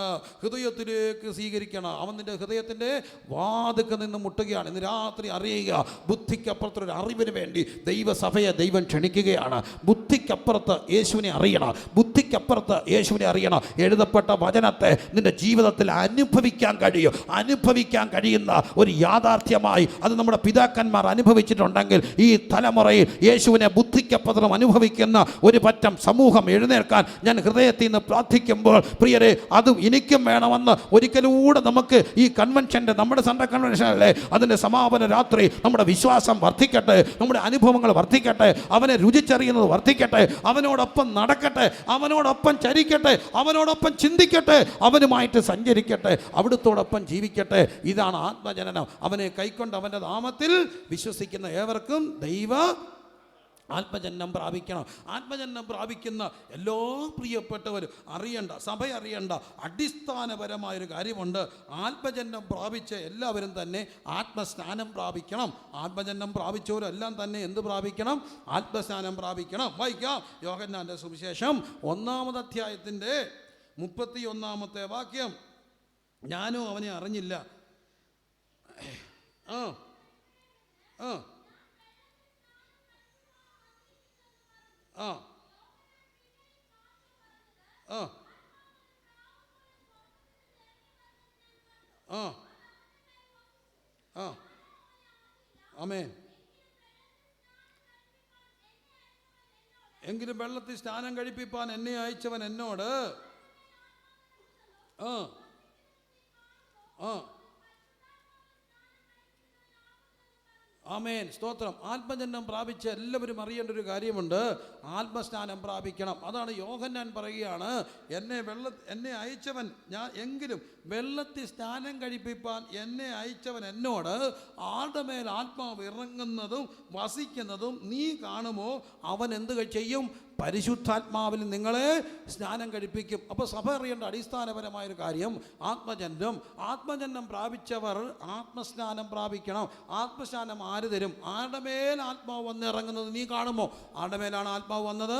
യേശുവിൻ്റെ മേൽ ആത്മാവ് വന്നു. വായിക്കാം മർക്കോസിൻ്റെ സുവിശേഷം 1-ാം അധ്യായത്തിൻ്റെ 8-ാമത്തെ വാക്യം. ഞാൻ നിങ്ങളെ വെള്ളത്തിൽ സ്നാനം കഴിപ്പിക്കുന്നു, അവനോ നിങ്ങളെ പരിശുദ്ധ ആത്മാവിൽ സ്നാനം കഴിപ്പിക്കും എന്ന് അവൻ പ്രസംഗിച്ച് പറഞ്ഞു. അപ്പോൾ നോക്കുക, ആത്മാവിൽ സ്നാനം കഴിപ്പിക്കണം.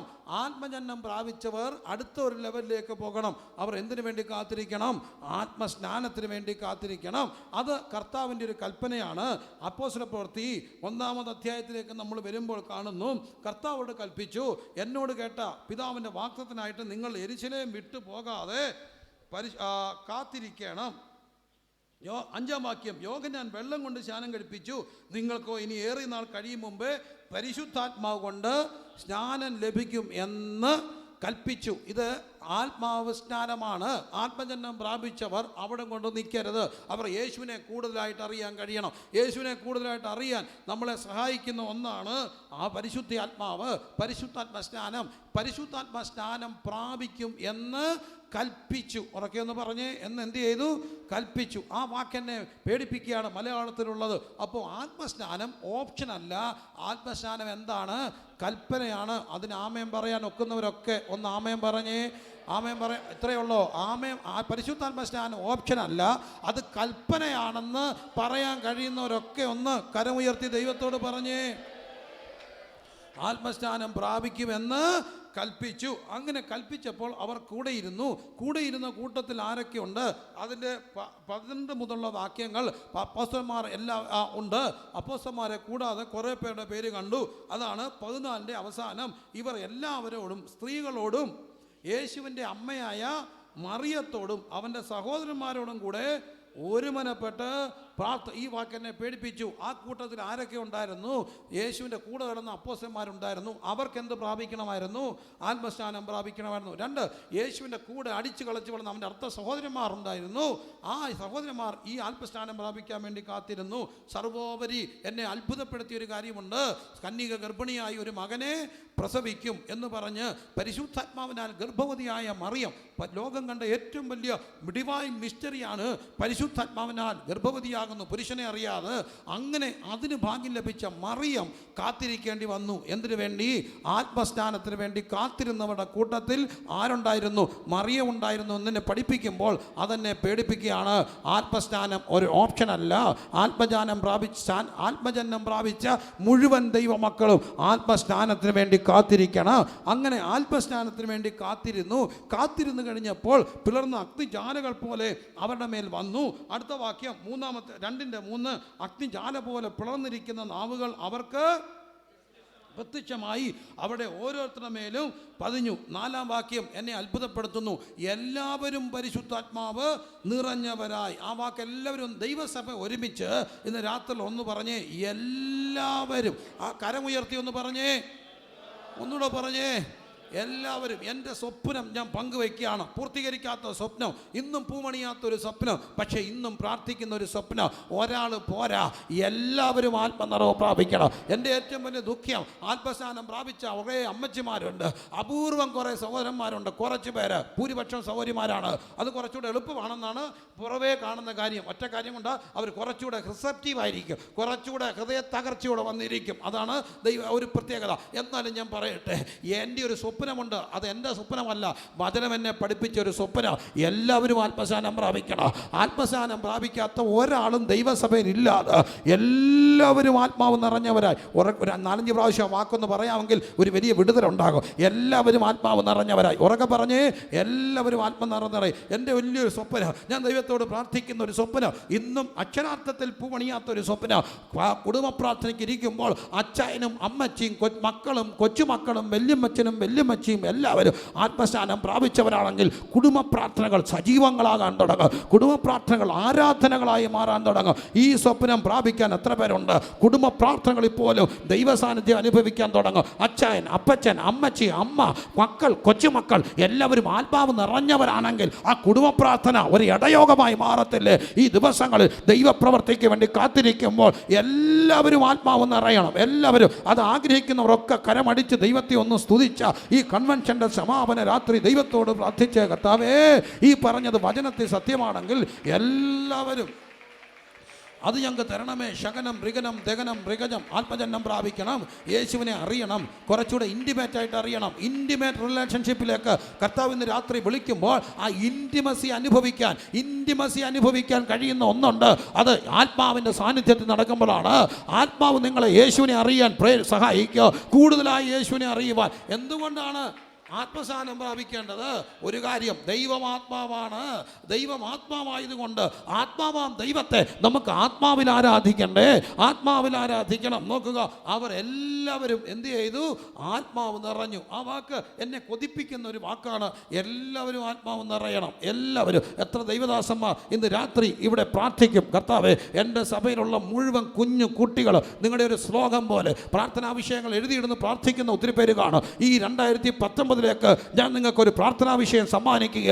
എല്ലാവരും ആത്മശാനം പ്രാപിക്കണം. കുടുംബങ്ങൾക്ക് വേണ്ടി ഞാനൊരു പ്രാർത്ഥനാ വിഷയം പറയുകയാണ്. നിങ്ങളുടെ വീട്ടിൽ മുഴുവൻ പേരും ആത്മശാനം പ്രാപിച്ചിട്ട് സന്ധ്യാപ്രാർത്ഥനയ്ക്ക് ഇരുന്ന് തീ ഇറങ്ങി വരുന്നത് കാണാം. നമ്മുടെ സമൂഹത്തിൽ നഷ്ടപ്പെട്ട, നമ്മുടെ സമൂഹത്തിൻ്റെ ഉണ്ടായിരുന്ന, നമ്മൾ കേട്ട് പരിചയിച്ച ആശയങ്ങളാണെങ്കിൽ ഇന്ന് രാത്രി അത് കഥകളല്ല, നമ്മുടേതായി മാറ്റാൻ ദൈവത്തിന് കഴിയും. ദൈവം ചരിത്രത്തെ തിരിച്ചു തരുന്ന ദൈവമാണ്. ഇന്ന് രാത്രി അത് ആഗ്രഹിക്കുന്നവരൊക്കെ ദൈവസന്നിധി ഇരുന്നു കൊണ്ട് കരങ്ങളെ അടിച്ച് ദൈവത്തെ അതരങ്ങളെ തുറന്ന് സ്തുതിച്ച് 2-3 കാര്യങ്ങൾ. ചിലർ യേശുവിനെ കൂടുതലായി അറിയട്ടെ. ബുദ്ധിക്കപ്പുറത്തേക്കുള്ള ഒരു അറിവ്, വ്യക്തിപരമായ ഒരു അറിവ്, ഇൻറ്റിമേറ്റ് ആയിട്ടുള്ള ഒരു അറിവ്, അത് നമുക്ക് സാധിക്കുന്ന കാര്യം. പക്ഷേ ആഗ്രഹിച്ചാൽ മതി. ബുദ്ധിക്കപ്പുറത്തേക്കുള്ള അറിവിലേക്ക് കർത്താവ് നമ്മളെ ക്ഷണിക്കുമ്പോൾ അന്തോ രഗജം ഋഗനം ശകനം രഗജ, എല്ലാവരും ആത്മാവ് നിറഞ്ഞു. അടുത്ത വാക്യം, എല്ലാവരും ആത്മാവ് നിറഞ്ഞു എന്ന് മാത്രമല്ല, എല്ലാവരും ആത്മാവ് നിറഞ്ഞവരായി. ആ ആത്മാവ് അവർക്ക് ഉച്ചരിപ്പാൻ കൊടുത്തതുപോലെ അന്യഭാഷകളിൽ ദൈവത്തെ സ്തുതിക്കാൻ തുടങ്ങി. ആത്മസ്നാനം എവിടെയെല്ലാം ഉണ്ടായിട്ടുണ്ടോ അവിടെ വ്യക്തമായൊരു തെളിവുണ്ടായിട്ടുണ്ട്. ആ തെളിവ് അന്യഭാഷയുടെ ഒരു തെളിവാണ്. അന്യഭാഷ, അതാണ് വേദപുസ്തകം വിശ്വസിക്കുന്നുണ്ടെങ്കിൽ ആത്മസ്നാനത്തിൻ്റെ വ്യക്തമായ തെളിവാണ് അന്യഭാഷ. നോക്കൂ, 10-ാം അധ്യായത്തിൽ നമ്മളത് കാണുന്നുണ്ട്. അപ്പോസ്തലപ്രവൃത്തി 10-ാം അധ്യായത്തിൽ നമ്മളത് കാണുന്നു. അവർ ആത്മസ്നാനം പ്രാപിച്ചു. പരിശുദ്ധാത്മാ അടയാളം വന്നപ്പോഴത്തേന് അവർ ആത്മസ്നാനം പ്രാപിക്കുമ്പോൾ നമ്മൾ കാണുന്നുണ്ട്. അവർ എല്ലാവരും ആത്മാവ് നിറഞ്ഞവരായി അന്യഭാഷകൾ ദൈവത്തെ സ്തുതിച്ചതായിട്ട് അവിടെ കാണുന്നു. 19-ാം അധ്യായത്തിലേക്ക് വരുമ്പോൾ ഞാൻ വിസ്താര ഭയത്താൽ സമയം പോകുന്നതുകൊണ്ട് മുമ്പോട്ട് പോവുകയാണ്. 19-ാം അധ്യായത്തിൽ പൗലോസ് എഫെസോസിലെത്തിയിട്ട് അവരോട് ചോദിക്കുന്നു, നിങ്ങൾ വിശ്വസിച്ചിട്ട് പരിശുദ്ധാത്മാവിനെ പ്രാപിച്ചു. 6-ാം വാക്യം, പൗലോസ് അവരുടെ മേൽ കൈവച്ചപ്പോൾ പരിശുദ്ധാത്മാവ് അവരുടെ മേൽ വന്ന് അന്യഭാഷകളിൽ സംസാരിക്കുകയും പ്രവചിക്കുകയും ചെയ്തു. ആ പുരുഷന്മാർ എല്ലാവരും കൂടി എത്ര പേരുണ്ടായിരുന്നു? 12 പേരുണ്ടായിരുന്നു. അതിൻ്റെ പിന്നാമ്പുറത്ത് സംഭവിച്ച കാര്യം അറിയാം. മന്ത്രവാദ പുസ്തകങ്ങൾ ചുട്ടരിക്കപ്പെട്ടു. ലക്ഷക്കണക്കിന് രൂപ വില വരുന്ന, ഇന്നത്തെ കണക്കിന് വിലമതിക്കാനാവാത്ത പുസ്തകങ്ങൾ ചുട്ടരിക്കപ്പെട്ടു. എന്താ കാര്യം? ദൈവത്തിൻ്റെ ആത്മാവ് കേവലം 12 പേരുടെ മേൽ വന്നെങ്കിൽ അവിടെ സംഭവിച്ച ഒരു മാറ്റം ഇന്നും സംഭവിക്കുന്നു. വിശ്വസിക്കുന്നവർ ദൈവത്തിന് സ്തോത്രം ചെയ്താട്ടെ. കുടുംബാരാധനകളിൽ കുടുംബാരാധനകളിൽ എല്ലാവരും ആത്മാവ് നിറയട്ടെ. സഭായോഗങ്ങളിൽ എല്ലാവരും ആത്മാവ് നിറയട്ടെ. ഇന്ന് ഈ രാത്രി ഈ എളിയവൻ ഈ സ്വപ്നം പറയുമ്പോൾ അത് ദൈവസഭയുടെ ഒരു സ്വപ്നമായി, എൻ്റെ കർത്താവേ, എൻ്റെ ഒരു ആഗ്രഹമായി, എൻ്റെ ഒരു പ്രാർത്ഥനാ വിഷയമെങ്കിലും എനിക്ക് ഞാൻ ഏറ്റെടുക്കാൻ തയ്യാറാണെന്ന് ഹൃദയത്തിൽ നിന്ന് പ്രാർത്ഥിക്കുന്നവരൊക്കെ ദൈവത്തോട് പ്രാർത്ഥിച്ച് എല്ലാവരും ആത്മാവ് നിറഞ്ഞവരായി മുഴുവൻ. അപ്പോൾ അങ്ങനെ സംഭവിച്ചാൽ എന്തോ കഴിയും? അവിടെ ഓടിക്കൂടാൻ തുടങ്ങും. ഓടിക്കൂടുന്നവർ ആത്മശാനം പ്രാപിക്കാൻ തുടങ്ങും. മറ്റൊരു പ്രത്യേകത കൂടെ അവിടെ ഉണ്ടാകും. എന്താണ്? അപ്പോസ്തലപ്രവൃത്തി 2-ാം അധ്യായത്തിൽ ഓടിക്കൂടിയവർക്കൊക്കെ എന്ത് മനസ്സിലാകാൻ തുടങ്ങി? ഭാഷ ഓടിക്കൂടിയവർക്കെല്ലാം എന്ത് മനസ്സിലായി? ഭാഷ മനസ്സിലായി. ഒരു പ്രത്യേക കാര്യം അവിടെ ഉണ്ട്. അപ്പോൾ ഉൽപ്പത്തി പുസ്തകം 11-ാം അധ്യായത്തിൽ ഭാഷ കലങ്ങിപ്പോയി. അവർ വലിയൊരു കെട്ടിടം പണിതു, അതങ്ങ് മേളി വരെ ചെന്നു. പക്ഷെ അവിടെ എന്ത് കലങ്ങി? ഭാഷ കലങ്ങിയിടത്ത് അപ്പോസ്തലപ്രവൃത്തി 2-ാം അധ്യായത്തിൽ ആത്മാവ് വന്നപ്പോൾ എന്ത് മനസ്സിലാകാൻ തുടങ്ങി? ഭാഷ മനസ്സിലാകാൻ തുടങ്ങി. വല്ലാത്ത പ്രതിസന്ധിയിലേക്ക് ഇന്ന് കുടുംബങ്ങൾ പോവുകയാണ്. കുടുംബങ്ങൾ മുഴുവൻ കലക്കങ്ങളാണ്, സഭകളിൽ കലക്കങ്ങളാണ്. എന്നും ആർക്കും ആരെയും മനസ്സിലാക്കാൻ കഴിയാത്തൊരു തലത്തിലേക്ക് പോയി കലക്കങ്ങളുടെ ഒരു ലോകത്തേക്ക് പോവുകയാണ്. വല്ലാത്തൊരു അസ്വസ്ഥത. ഈ കലക്കത്തിൻ്റെ എല്ലാം പിന്നിൽ ഞാൻ പഠിച്ചപ്പോൾ ഒരു ബാബേൽ സ്പിരിറ്റ് ഉണ്ട്. അതാണ് ഉൽപ്പത്തി പുസ്തകം 11-ാം അധ്യായത്തിൽ ഒരു സ്പിരിറ്റാണ്. അവർക്കൊരു പേരുണ്ടാക്കാൻ വേണ്ടി ഒരു കെട്ടിടം പണിതു. എന്തുവരെ പണിതു? ആകാശം വരെ.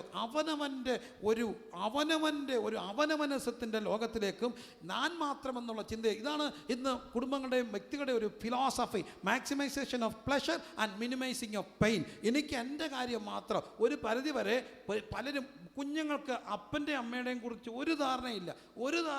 നിങ്ങൾക്കറിയോ, പണ്ടത്തെ പല മക്കളും പല ആഗ്രഹങ്ങളുണ്ടായിരുന്നു. അവർക്കൊരു ഉടുപ്പ് വേണമായിരുന്നു, അവർക്ക് പലതും വേണമായിരുന്നു. പക്ഷേ അച്ചായന് ബുദ്ധിമുട്ടായതുകൊണ്ടാണ് പലരും മേടിച്ചോ? ഇല്ല, വേണമെന്ന് പറഞ്ഞിട്ടും അവർ വേണമെന്ന് വെച്ചു. എന്താ കാര്യം? അവർക്കറിയായിരുന്നു അവരുടെ അച്ചായൻ്റെ വിഷയം എന്താണെന്ന്. പക്ഷേ ഇന്നത്തെ മക്കൾക്ക് അവരുടെ കാര്യമൊന്നല്ലാതെ തല്ലിക്കൊന്നാലും വേണ്ടില്ല, അച്ചായൻ ചത്താലും വേണ്ടില്ല, വഴക്കുണ്ടാക്കിയും വേണ്ടിയല്ല, അവർക്ക് വേണ്ടത് മേടിക്കും. എന്താ കാര്യം? അവരുടെ വേദനയെ അവർക്ക് മനസ്സിലാക്കാൻ കഴിയുന്നില്ല. ഉണ്ടോ? ബുദ്ധിമുട്ടറിയാൻ വയ്യാഞ്ഞിട്ടൊന്നും അല്ല, ബുദ്ധിമുട്ട് ഞങ്ങളുടെ വിഷയമേ അല്ലെന്നുള്ളതാണ് വിഷയം. നിങ്ങൾ ബുദ്ധിമുട്ടിക്കോ, നിങ്ങൾ അച്ഛനും അമ്മയല്ലേ, അല്ല പിന്നെ ഞങ്ങൾ വേണ്ടായിരുന്നല്ലോ എന്നുള്ളൊരു മനോഭാവം. എന്താണ്? ഫിലോസഫിയാണ്. Maximization of pleasure. I am thinking about myself only.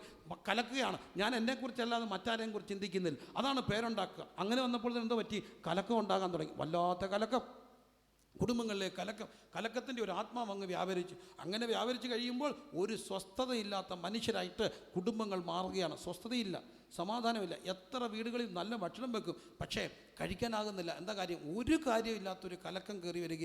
ഇതൊരു പരമാർത്ഥമായ കാര്യം. എത്ര പേരെ ഞാൻ വിളിക്കുന്നത്, പ്രിയരെ, ഇഷ്ടം പോലെ ഡോളറി ശമ്പളം മേടിക്കുന്നവർ, പ്രിയരെ പൗണ്ടി ശമ്പളം മേടിക്കുന്നവർ എത്രയോ പേർ എന്നോട് പറഞ്ഞു ആത്മഹത്യ ചെയ്യാൻ പേടിയായതുകൊണ്ട് മാത്രം ചാകാതെ ജീവിക്കുക. കാരണം ഇതെല്ലാം കഷ്ടപ്പെട്ട് വീട്ടിൽ വരുമ്പോൾ ഒരു സമാധാനമില്ല. എന്താ കാര്യം? പൈസ ഇല്ലാഞ്ഞിട്ടാണോ? അല്ല. ആരോഗ്യം കുറവുണ്ടായിട്ടാണോ? അല്ല. സൗന്ദര്യം ഇല്ലാഞ്ഞിട്ടാണോ? അല്ല. വീടില്ലാഞ്ഞിട്ടാണോ? അല്ല. അറിയത്തില്ല എന്താണെന്ന്. ദിവസങ്ങൾ നഷ്ടപ്പെടുക. കാരണം കലക്കുക. ഇതിൻ്റെ പിന്നിലൊരു ആത്മാവുണ്ട്. ഈ ആത്മാവിനെയാണ് ബാബേലിൻ്റെ സ്പിരിറ്റ്. ബാബേൽ സ്പിരിറ്റ് വന്ന കലക്കം ഉണ്ടാകും. ഈ ബാബേൽ സ്പിരിറ്റ് ഭാഷ കലങ്ങിപ്പോൾ. ഭാഷ കലങ്ങെന്ന് പറയുമ്പോൾ ഞാൻ ഈ അടുത്തിടയ്ക്കൊക്കെ പറയുന്നൊരു സംഭവമുണ്ട്. ഞാൻ ആദ്യമായിട്ടൊരു കൺവെൻഷൻ പ്രസംഗിക്കാൻ പോകുമ്പോൾ ജീവിതത്തിൽ ആദ്യത്തെ സംഭവം, അന്നൊക്കെ കൊച്ചിലെ തൊട്ടൊരു ദൂത് കേൾക്കുന്ന കൺവെൻഷൻ പ്രസംഗിക്കാൻ പോയപ്പോൾ അപ്പ പ്രാർത്ഥിച്ചു. അപ്പോൾ അമ്മ അവിടെ ഇരിപ്പുണ്ട്, അമ്മയുടെ മുഖം ഒരു കട്ടയുണ്ട്. അപ്പം ഞാൻ ഇറങ്ങിപ്പോയപ്പോൾ അമ്മയോട് ഞാൻ ചോദിച്ചു, അമ്മ ഞാൻ പൊക്കോളാം പറഞ്ഞു. അമ്മ വരുന്നില്ല. അമ്മയ്ക്ക് എന്താ പറ്റി? എനിക്കൊന്നും പറ്റിയില്ല. അമ്മയ്ക്ക് എന്താ പറ്റി? എനിക്കൊന്നും പറ്റിയില്ലെന്ന് പറഞ്ഞില്ല. അങ്ങ് പോയാൽ പോരെ. നീ എന്തിനാ ഇങ്ങനെ? എനിക്കും പറ്റില്ല. എന്തോന്ന് ഒരു പിടിയും കിട്ടുന്നില്ല. അപ്പം ഞാൻ തിരിച്ച് റോഡിലിറങ്ങി. ഞാൻ വണ്ടി എൻ്റെ റിവേഴ്സ് എടുത്തുകൊണ്ട് എൻ്റെ റോഡിലോട്ട് ഇറങ്ങിയപ്പോൾ ഞാൻ ആലോചിക്കുകയാണ്, എൻ്റെ കർത്താവ്, എൻ്റെ അമ്മയ്ക്ക് എന്താ പറ്റി? അവിടെ എനിക്കൊരു ചിന്ത കിട്ടി. ഞാൻ വണ്ടി റോഡിൽ ഇട്ടിട്ട് തിരിച്ച് കയറി ചെന്ന് പറഞ്ഞു, എൻ്റെ അമ്മേ, വർഷങ്ങൾക്ക് മുമ്പ് ഏതാണ്ട് 2000 സമയം, അല്ല 2001 തോന്നുന്നു, എൻ്റെ പൊന്നമ്മല്ലമ്മേ, അമ്മയുടെ മോൻ ആദ്യമായിട്ട് കൺവെൻഷൻ പോകല്ലമ്മേ, എൻ്റെ ചക്കരമ്മ ഒന്ന് പ്രാർത്ഥിച്ചാമ്മേ. ഒരൊറ്റ അമറും ഒരു പ്രാർത്ഥനയും. എന്തിനാ ഈ മുഖം വെറുത്തിരുന്നറിയാമോ? അമ്മയെ ഓർത്തു. അമ്മയുടെ ഏകമോൻ ആദ്യമായിട്ട് കൺവെൻഷൻ പോകുമ്പോൾ അമ്മയുടെ അടുക്കുമെന്ന് പറയും അമ്മ പ്രാർത്ഥിക്കാൻ. എന്നാൽ ഈ അമ്മയ്ക്ക് അങ്ങ് പറഞ്ഞാൽ പോരെ, ഇങ്ങോട്ട് പാടാ ഞാനൊന്ന് പ്രാർത്ഥിക്കട്ടെ. ഇതൊട്ട് പറയത്തുമില്ല. ഇതൊന്നും പറയത്തില്ല. പറയുമോ പാടാ മോനെ ഞാനൊന്ന് വേണേ അറിഞ്ഞോണം. ഇതറിയണമെങ്കിൽ, ഇതറിഞ്ഞില്ലെങ്കിൽ എന്തോ ഉണ്ടാകും? കലക്കം ഉണ്ടാകും. ഈ കലക്കം ഞാനങ്ങ് പോവും, എൻ്റെ ഭാര്യയ്ക്കിട്ട് കിട്ടും.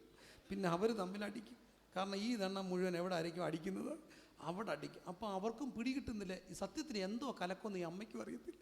ഈ കലക്കം ഉണ്ടെങ്കിൽ ഒരു 3 ദിവസത്തെ അടിക്ക് വഴിയായോ? 3 ദിവസത്തിന് പോയോ? എന്നാ കാര്യം? ഒരു കാര്യമില്ലാത്തൊരു കലക്കം. ഇതിൻ്റെ പിന്നിലൊരു ആത്മാവുണ്ട്. ഈ ആത്മാവിൻ്റെ പേരാണ് എന്ത്? ബാബേലിൻ്റെ സ്പിരിറ്റ്. എന്നാൽ ഞാൻ കണ്ടു, പരിശുദ്ധാത്മാവ് വന്നപ്പോൾ അവിടെ കലക്കം മാറിയെന്ന് തന്നെയല്ല, അവർ ഒരുമനപ്പെട്ടിരുന്ന് പരസ്പരം മനസ്സിലാക്കാൻ തുടങ്ങി. പ്രിയരെ, ഈ ഡിവൈൻ IT-യുടെ ലോകത്ത് IT മുഴുവൻ കലക്കത്തിലേക്ക് കൊണ്ടുവന്ന് ബന്ധങ്ങളെ മുഴുവൻ അകറ്റുമ്പോൾ IT-യുടെ ലോകത്ത് ഒരു DIT ഉണ്ടാകണം. അതെന്താണ്? ആത്മസ്ഥാനത്തിൻ്റെ ഒരു വലിയ സംഭവം ഉണ്ടാകുമ്പോൾ, അനുഭവം ഉണ്ടാകുമ്പോൾ, അത് നമ്മളെ ദൈവവുമായിട്ട് ബന്ധിപ്പിക്കുമ്പോൾ, അത് നമ്മുടെ ദൈവത്തിൻ്റെ പരിശുദ്ധാത്മാവും നമ്മളെ ദൈവവുമായിട്ട് ബന്ധിപ്പിക്കുമ്പോൾ നമ്മുടെ വ്യക്തിബന്ധങ്ങളിലേക്ക് ഭയങ്കര മാറ്റം ഉണ്ടാകും. ഇന്ന് രാത്രി എൻ്റെ കുടുംബത്തിനകത്തുള്ള കലക്കങ്ങളെ മാറ്റുന്ന ദൈവത്തിൻ്റെ പരിശുദ്ധാത്മാവ് കൊണ്ട് എൻ്റെ സഭയ്ക്കകത്ത് വ്യാപരിക്കുന്ന ഒരു കാര്യവുമില്ലാത്ത അസ്വസ്ഥതയുടെ ദുഷ്ടാത്മാവെ അത് വിട്ടുപോകണമെങ്കിൽ ഒരേ ഒരു വഴി, ദൈവത്തിൻ്റെ പരിശുദ്ധാത്മാവിനെ കൊണ്ട് നമ്മുടെ വ്യക്തികളെല്ലാവരും നിറയട്ടെ. അങ്ങനെ ആഗ്രഹിക്കുന്നവരൊക്കെ ഇന്ന് രാത്രി കരങ്ങളടിച്ച് ദൈവത്തെ ഒന്ന് സ്തുതിച്ച് അതരങ്ങളെ തുറന്ന് പ്രാർത്ഥിച്ച് എല്ലാവരും ശബന ഹബ്ദന റിഗന റബന ഹദന റിഗല രഗജ റബന ഹത്ത രഗജ റബന അർഖ ദഗന ശഗന റബന എല്ലാവരും ആത്മാവ് നിറഞ്ഞവരായി, ആത്മാവ് നിറഞ്ഞാൽ ഒരു വ്യക്തമായ തെളിവുണ്ടാകും. ആ തെളിവാണ് അന്യഭാഷ എന്ന തെളിവ്. അന്യഭാഷ ദൈവത്തെ സ്തുതിക്കാൻ തുടങ്ങും. അത് കേവലം നിങ്ങളെ മുകളിലോട്ടും താഴോട്ടും വശങ്ങളോട്ടും ചലിപ്പിക്കുക മാത്രമല്ല, കരങ്ങളടിക്കാൻ വേണ്ടി മാത്രമല്ല, നിങ്ങളുടെ വീടിനകത്തെ കലക്ക കലക്കങ്ങളെ മാറ്റി കുറച്ചുകൂടെ മനസ്സിലാക്കാൻ കഴിയുന്ന ഒരു വ്യക്തിത്വത്തിൻ്റെ പണി ആത്മാവ് നമ്മൾ ചെയ്യും. എത്ര പേര് രാത്രിയിൽ ആഗ്രഹിക്കുന്നുണ്ട്, ആത്മാവ് എന്നിൽ വന്ന് നിറയണം, എനിക്കൊരു വ്യക്തിയിൽ മാറ്റങ്ങൾ ഇനിയും ആവശ്യമാണ്, എൻ്റെ മരിക്കാത്ത ഈഗോകൾ ഇനിയും മാറാനുണ്ട്. മാറാൻ ഒരു വഴി ദൈവത്തിൻ്റെ പരിശുദ്ധാത്മാവിനെ അനുവദിക്കുക. അനിയന്ത്രിതമായ കോപം എന്നെ വല്ലാതെ അലട്ടുകയാണ്. എനിക്ക് ആത്മാവുണ്ട്, അന്യഭാഷയുണ്ട്, പക്ഷേ എൻ്റെ കോപത്തെ നിയന്ത്രിക്കാൻ കഴിയുന്നില്ല. കോപത്തിൽ ഞാൻ പലതും പറയും, പലപ്പോഴും ആഗ്രഹിക്കും ഇനി ആവർത്തിക്കരുതെന്ന്, പക്ഷെ വീണ്ടും വീണ്ടും ആവർത്തിക്കുന്നു. ഇന്ന് രാത്രി വ്യത്യാസം വരുത്തുന്ന ഒന്നുണ്ട്. അനുവദിച്ചു കൊടുത്താൽ നിൻ്റെ വ്യക്തിത്വത്തിനകത്തിരിക്കുന്ന DNA കിടക്കുന്ന സ്വഭാവങ്ങളെ മാറ്റിയിട്ട് പരിശുദ്ധാത്മാവ് കൊണ്ട് നമ്മുടെ ഹൃദയം നിറഞ്ഞ് കവിയുന്നതല്ലോ വാ സംസാരിക്കുന്നത്. അങ്ങനെയെങ്കിൽ നമ്മുടെ വ്യക്തിത്വങ്ങളെ മാറ്റാൻ, നമ്മുടെ നാവിനെ മാറ്റാൻ കഴിയുന്ന ഒന്നുണ്ട്, ദൈവത്തിൻ്റെ പരിശുദ്ധ ആത്മാവ്. ഇന്ന് രാത്രി കർത്താവേ, എനിക്ക് ആ അനുഭവത്തെ വേണം എന്ന് ആഗ്രഹിക്കുന്നവരൊക്കെ ദൈവത്തോട് പ്രാർത്ഥിക്കാട്ടെ. ഒന്ന്, ഇൻറ്റിമേറ്റായിട്ട് ദൈവത്തെ അറിയുക. ബുദ്ധിക്കപ്പുറം യേശുവിനെ അറിയണം. ആഗ്രഹമുണ്ടോ ബുദ്ധിക്കപ്പുറം യേശുവിനെ അറിയണമെന്ന്? ഞാൻ യേശുവിനെ പ്രസംഗിക്കാൻ തുടങ്ങി, യേശു കർത്താവിനെ പ്രസംഗിക്കാൻ തുടങ്ങിയിട്ട് കുറേ നാളായി. ഏതാണ്ട് ഒരു 10 വർഷത്തിലേറെയായിട്ട് നിരന്തരമായിട്ട് പ്രസംഗിക്കുന്നു. ഒരു 7 വർഷമായിട്ട് നിരന്തരം പ്രസംഗിക്കുന്നു. കുഞ്ഞിലെ തൊട്ടേ പ്രസംഗിക്കുമായിരുന്നു. പക്ഷേ ഈ ദിവസങ്ങളിൽ എനിക്ക് യേശുവിനെ കൂടുതലായിട്ട് അറിയാൻ കഴിയുന്നുണ്ട്. ബുദ്ധി കൊണ്ടല്ല, അതിനപ്പുറത്ത് എൻ്റെ അടുത്ത് വരുന്ന ഒരു യാഥാർത്ഥ്യമായി എൻ്റെ ബുദ്ധിമുട്ടുകളിൽ, എൻ്റെ നൊമ്പരങ്ങളിൽ എൻ്റെ കൂടെ ഇരിക്കുന്ന കർത്താവിനെ എനിക്ക് അനുഭവിക്കാൻ കഴിയുന്നുണ്ട്. ഇന്ന് രാത്രി യേശു ഒരു യാഥാർത്ഥ്യമാണ്. 2, ആത്മശാനം പ്രാപിച്ചാൽ കുടുംബങ്ങളിലെ കലക്കങ്ങൾ മാറും, സഭകളിലെ കലക്കം മാറും. സ്വപ്നം പങ്കുവയ്ക്കട്ടെ, എല്ലാവരും ആത്മശാനം പ്രാപിക്കണം. ഇതെൻ്റെ സ്വപ്നമാണ്. എൻ്റെ സഭയെക്കുറിച്ച് തന്നെയല്ല, ആഗോള ദൈവസഭയെക്കുറിച്ച്, കേരളത്തിലെ പെന്തക്കോസ്ത് സഭകളെക്കുറിച്ച് കർത്താവ് ആഗ്രഹിക്കുന്ന വലിയൊരു സ്വപ്നം. എല്ലാവരും ആത്മാവ് നിറയണം, എല്ലാവരും ആത്മാവ് നിറയണം. അത് ഈ ദിവസങ്ങൾ നടക്കും. നിങ്ങൾ ആഗ്രഹിച്ചാൽ നടക്കും. എവിടെ ആർത്തിയുള്ളവന് തൃപ്തി വരുത്തും. ആഗ്രഹിക്കുന്ന നല്ല ആഗ്രഹങ്ങളെ ദൈവം മാനിക്കും. ആത്മാവ് നിറയണം. ആത്മാവ് നിറഞ്ഞ പ്രിയരെ ആത്മസ്നാനം പ്രാപിക്കണം. ആത്മസ്നാനം പ്രാപിച്ചവരോട് എഫേസ്യ ലേഖനം 5-ാം അധ്യായം എടുക്കാൻ സമയമില്ല. നിങ്ങൾ ആത്മാവ് നിറഞ്ഞവരായി സങ്കീർത്തനങ്ങളാലും സ്തുതികളാലും ആത്മീക ഗീതങ്ങളാലും. അപ്പോൾ ആത്മസ്നാനം പ്രാപിച്ചവരെല്ലാം എന്ത് ചെയ്യണം? ആത്മസ്നാനത്തിന് വേണ്ടി, ആത്മസ്നാനം പ്രാപിച്ചവർ ആത്മനിറവിന് വേണ്ടി പ്രാർത്ഥിക്കണം. ആത്മനിറവ് എന്താണ്? ആത്മസ്നാനം തരുന്നത് നമ്മുടെ ഒരു മൺകൂടാരത്തിലാണ്. ഈ നിക്ഷേപം നമ്മുടെ മൺപാത്രത്തിലാണ്. മൺപാത്രത്തിൽ ഈ നിക്ഷേപം ഉണ്ടെങ്കിൽ ഒരു മൺകലത്തിൽ ഇച്ചിരി വെള്ളം ഒഴിച്ച് വെച്ചാൽ ഇച്ചിരി കഴിയുമ്പോൾ അത് കുറയാൻ തുടങ്ങും. എന്താ കാര്യം? മൺപാത്രം വലിച്ചെടുക്കും. ഇതുപോലെ തന്നെ ആത്മാവ് നമ്മുടെ മണ്ണിലേക്കാണ്, നമ്മുടെ ഈ ശരീരത്തിലേക്കാണ് അയക്കുന്നത്. എന്നാൽ ചിലപ്പോഴൊക്കെ ഇതിൻ്റെ അളവ് കുറയും. അളവ് കുറഞ്ഞു എന്ന് തോന്നുമ്പോൾ അപ്പം കാത്തിരുന്നോണം. എന്തിനാണെന്നറിയാമോ? അത് നിറയാൻ വേണ്ടി. നിറഞ്ഞാൽ എന്തോ സംഭവിക്കും? യോഹന്നാൻ 7, എന്നിൽ വിശ്വസിക്കുന്നതിൻ്റെ ഉള്ളിൽ നിന്ന് തിരുവെഴുത്ത് പറയുന്നത് പോലെ അത് ഒഴുകാൻ തുടങ്ങും. ഒഴുകിയാൽ എന്തോ സംഭവിക്കും? ഈ നദി ഒഴുകി ചെല്ലുന്നിടത്ത് ചലിക്കുന്ന പ്രാണികൾ ജീവിക്കാൻ തുടങ്ങും. ഇന്ന് രാത്രി പ്രിയരെ, കേരളത്തിൽ ഒരു ജീവിക്കുന്ന ചലനം ഉണ്ടാകാൻ ഒരേ ഒരു വഴി, സഭകൾക്കകത്ത് വന്ന് ആത്മാവ് നിറഞ്ഞ് അത് ഒഴുകാൻ തുടങ്ങണം. എത്ര പേര് അതിനുവേണ്ടി? നമ്മൾ നിറയാതെ നമുക്കെങ്ങനെ ഒഴുകാൻ കഴിയും? ആത്മസ്നാനം പ്രാപിക്കാതെ എങ്ങനെ നിറയാൻ കഴിയും? നിറഞ്ഞാലേ ഒഴുകാൻ കഴിയത്തുള്ളൂ. ഒഴുകിയാൽ ചലിക്കുന്ന പ്രാണികളൊക്കെ ജീവിക്കാൻ തുടങ്ങും. ഇന്ന് രാത്രി കർത്താവേ, എനിക്കിതിന് ആഗ്രഹമുണ്ട്. കുറച്ചുകൂടെ കൃത്യമായി ഈ പെന്തക്കോസ്ത് മഹാസംഗമത്തിൻ്റെ അവസാന രാത്രി എല്ലാ ദൈവമക്കളും 3 കാര്യങ്ങൾക്ക് വേണ്ടി പ്രാർത്ഥിച്ച്. 1, എനിക്ക് ഇൻറ്റിമേറ്റായിട്ട് ബുദ്ധിക്കപ്പുറത്ത് എൻ്റെ യേശുവിനെ അറിയണം. എനിക്കൊരു ഇൻറ്റിമേറ്റ് റിലേഷൻഷിപ്പ് യേശുവുമായിട്ട് വേണം. എൻ്റെ ബുദ്ധിക്കപ്പുറത്തേക്ക് എനിക്ക് യേശുവിനെ അറിയണം. അങ്ങനെ ആഗ്രഹിക്കുന്നവരെല്ലാം പ്രാർത്ഥിച്ചിട്ട്, ഞാൻ സാധു സുന്ദർസിങ്ങിനെയൊക്കെ പഠിച്ചപ്പോൾ മിസ്റ്റിക്കിസം ഒന്നും ഞാൻ പറയുന്നില്ല, പക്ഷേ എനിക്കറിയാം, ആഗ്രഹിക്കുന്നവർക്ക് ബുദ്ധിക്കപ്പുറത്ത് ദൈവത്തെ അനുഭവിക്കാൻ കഴിയും. ബുദ്ധിക്കപ്പുറത്തേക്ക് നമുക്ക് ഫീൽ ചെയ്യാൻ കഴിയുന്ന ഒരു യാഥാർത്ഥ്യമാണ് യേശു. യേശു ഒരു ജീവിക്കുന്ന യാഥാർത്ഥ്യം. യേശു കർത്താവ് ജീവിക്കുന്ന ഒരു യാഥാർത്ഥ്യം. 2, ആ ഇൻറ്റിമേറ്റായിട്ട് അറിവ് ലഭിക്കുമ്പോൾ കാത്തിരിക്കുക ആത്മസ്നാനത്തിന് വേണ്ടി. ആത്മസ്നാനം തരുമ്പോൾ നിങ്ങൾ അന്യഭാഷകളിൽ സംസാരിക്കാൻ തുടങ്ങും. ആരൊക്കെ? എല്ലാവരും സംസാരിക്കാൻ തുടങ്ങും. ഗുണം എന്താണ്? വ്യക്തിത്വത്തിൽ വ്യത്യാസം ഉണ്ടാകും. ഞാൻ കാണുന്ന മാറ്റം, പ്രിയരെ, ആരാധന ഉണ്ടാകുന്ന മാറ്റമല്ല, വ്യക്തിത്വങ്ങളിൽ വ്യത്യാസം ഉണ്ടാകാൻ തുടങ്ങും. കുറച്ചുകൂടെ നല്ലൊരു ഭർത്താവാകും, കുറച്ചുകൂടെ നല്ലൊരു ഭാര്യയാകും, കുറച്ചുകൂടെ നല്ല മക്കളാകും, കുറച്ചുകൂടെ നല്ല മാതാപിതാക്കളാകും. കലക്കങ്ങളെ മാറ്റുന്ന ഒരു ദൈവത്തിൻ്റെ ആത്മാവ് ഈ ദിവസങ്ങളിൽ സഭയ്ക്കകത്ത് നിറയട്ടെ, കുടുംബങ്ങളിൽ നിറയട്ടെ. കർത്താവേ, ബാബേൽ സ്പിരിറ്റിന് മാറാൻ ഒരേ ഒരു വഴി ദൈവത്തിൻ്റെ പരിശുദ്ധ ആത്മാവ്. കരമടിച്ച് എല്ലാവരും ദൈവത്തെ സ്തുതിച്ചാട്ട്, എല്ലാവരും ദൈവത്തെ സ്തുതിച്ചാട്ട്. വേർപെട്ട നമ്മുടെ ഇടയെ പോലും കലക്കങ്ങളെ കൊണ്ടിടുന്ന ബാബേലിൻ്റെ സ്വാധീനം ഈ ദിവസങ്ങളിൽ കൂടാൻ ഒരു കാര്യമുണ്ട്. ദൈവത്തിൻ്റെ പരിശുദ്ധാത്മാവിൻ്റെ സാന്നിധ്യം കുറഞ്ഞതുകൊണ്ടാണ് ബാബേൽ കലക്കങ്ങൾ കൂടുന്നത്. ബാബേലിൻ്റെ സ്പിരിറ്റിൻ്റെ സാന്നിധ്യം മാറിപ്പോകാൻ ഒരേ ഒരു വഴിയേ ഉള്ളൂ. ദൈവാത്മാവിനെ അനുവദിച്ച്, ദൈവാത്മ സാന്നിധ്യത്തിന് വേണ്ടി കൊതിച്ച്, അതുകൊണ്ട് നിറഞ്ഞില്ലെങ്കിൽ ഈ കലക്കം നമ്മളെ നാറ്റവിഷയമാക്കുമ്പോൾ ഇന്ന് രാത്രി ഞാൻ പറയട്ടെ, ബാബേൽ സ്പിരിറ്റ് മാറിപ്പോകാൻ ഒരേ ഒരു വഴി ദൈവത്തിൻ്റെ പരിശുദ്ധാത്മാവ്. പരിശുദ്ധാത്മ സ്നാനം പ്രാപിച്ചവർ എന്ത് ചെയ്യണം? ആത്മസ്നാനത്തിന് വേണ്ടി കാത്തിരിക്കണം. ഇന്ന് രാത്രി ഇത് മൂന്നും ഇവിടെ നടക്കട്ടെ. ഇന്ന് രാത്രി മുതൽ കർത്താവ് ചിലരെ നിറയ്ക്കുകയാണ്. കൂടുതലായി യേശുവിനോടൊപ്പം ചേർന്ന് നടക്കുവാൻ, യേശുവിനോടൊപ്പം ചേർന്ന് നടക്കുവാൻ, ഇൻറ്റിമേറ്റായിട്ട് നടക്കുവാൻ. നിന്റെ പ്രാർത്ഥനാ മുറിയിൽ യേശുവിനെ അനുഭവിക്കാൻ കഴിയും. നിന്റെ ദർശനങ്ങളിൽ യേശുവിനെ അനുഭവിക്കാൻ കഴിയും. നിന്റെ ദുഃഖങ്ങളിൽ യേശുവിനെ അനുഭവിക്കാൻ കഴിയും. രോഗങ്ങളിൽ യേശുവിനെ അനുഭവിക്കാൻ കഴിയും. യേശു കൂടെ നടക്കുന്ന അനുഭവം ഉണ്ടാകും. ഇന്ന് രാത്രി അത് ആഗ്രഹിക്കുന്നവരൊക്കെ ദൈവത്തോട് പ്രാർത്ഥിച്ച്, കർത്താവേ, എല്ലാവരും ആത്മസ്നാനം പ്രാപിക്കണം. ആത്മസ്നാനം പ്രാപിച്ചതാണ് ഞാൻ, പക്ഷേ എനിക്കിത് പോരാ. ആത്മനിറവിലേക്ക് എന്നെ കൊണ്ടുവരണം. നിറഞ്ഞു വന്നിട്ട് അത് കവിയാൻ തുടങ്ങണം. കവിയുമ്പോൾ ചലിക്കുന്ന പ്രാണികൾ ജീവിക്കാൻ തുടങ്ങണം. എല്ലാവരും ആത്മസ്നാനം പ്രാപിക്കണം. എല്ലാവരും സഭയ്ക്കകത്ത് ആത്മസ്നാനം പ്രാപിക്കണമെന്ന് ആഗ്രഹിക്കുന്നവരൊക്കെ ദൈവസന്നിധിയിൽ ഒന്ന് എഴുന്നേറ്റ് എന്ന് പ്രാർത്ഥിച്ചാട്ട് എല്ലാവരും ആത്മസ്നാനം പ്രാപിക്കണം. ഈ സെൻറ്ററിലുള്ള മുഴുവൻ ദൈവമക്കളും അല്ല, നമ്മുടെ കേരളത്തിലെ മുഴുവൻ ദൈവസഭകളിലും ഈ നിറവുണ്ടാകട്ടെ. പ്രാർത്ഥിച്ച് അതരം തുറന്ന് പ്രാർത്ഥിച്ച് ഷഖ നിഗതന ഹർക്കന ദിഗന റബന അർക്ക ദിബന ശബന ഹതന ഇൻറ്റിമേറ്റായിട്ട് ദൈവത്തെ അറിയുക. ആത്മസ്നാനത്തിന് അറിവ് അപ്പം സംഭവിക്കും. ഒരു കലക്കത്തിൻ്റെ ആത്മാവ് മാറിപ്പോകും. ഒരു കാര്യവുമില്ലാതെ കലക്കുന്ന ഒരു ബാബേൽ സ്വാധീനം ഇന്ന് രാത്രി ദൈവം തകർക്കും. അതൊരു പട്ടണത്തിൻ്റെ സ്വാധീനമാണ്. അതൊരു സംസ്ഥാനത്തിൻ്റെ സ്വാധീനമാണ്. ആ സ്വാധീനത്തെ മാറ്റാൻ കഴിയുന്ന ഒന്നേ ഒന്ന് ദൈവത്തിൻ്റെ പരിശുദ്ധ ആത്മാവ്. നിങ്ങളുടെ കുടുംബ പ്രാർത്ഥനകൾക്കകത്തേക്ക് എല്ലാവരും ഈ 2019 ആത്മസ്നാനം പ്രാപിക്കട്ടെ. ഞാൻ എഴുതി വെച്ച് പ്രാർത്ഥിക്കുന്ന വിഷയമാണ്. എൻ്റെ കർത്താവിനോട് ഞാൻ പ്രാർത്ഥിക്കുമ്പോൾ എല്ലാം പ്രാർത്ഥിക്കുന്ന ഏറ്റവും പ്രധാനപ്പെട്ട ഒരു വിഷയം ഇതാണ്. എല്ലാവരും ആത്മസ്നാനം പ്രാപിക്കണം. കർത്താവ്, എനിക്കിതിനെ കൂടുതലായിട്ട് അറിയണം. എനിക്കിത് പോരാ കർത്താവേ. ആത്മാവ് നിറയണം. കുടുംബ പ്രാർത്ഥനകളിലകത്തേക്ക് ആത്മസാന്നിധ്യം എഴുന്നള്ളി വരണം. കരങ്ങൾ അടിച്ച് എല്ലാവരും ദൈവത്തെ സ്തുതിച്ചാട്ട് അതരം തുറന്ന് സ്തുതിച്ച് അന്യഭാഷകളിൽ സ്തുതിക്കാവുന്നവരൊക്കെ. നമ്മളൊരു കൺവെൻഷൻ്റെ ആ നഗറിലാണ് ഇരിക്കുന്നത്, പരസ്യ സ്ഥലത്താണ് എങ്കിൽ പോലും അതരം തുറന്ന് സ്തുതിച്ച് അന്യഭാഷകളിൽ സ്തുതിച്ച് എല്ലാവരും സ്തുതിച്ച് ഷഗന ഖദന റിഗന റബന ഖദന. ഇത് ദൈവമക്കളുടെ ആത്മീയ സംഗമമല്ലേ. ഇന്ന് രാത്രി ആരും വെറുതെ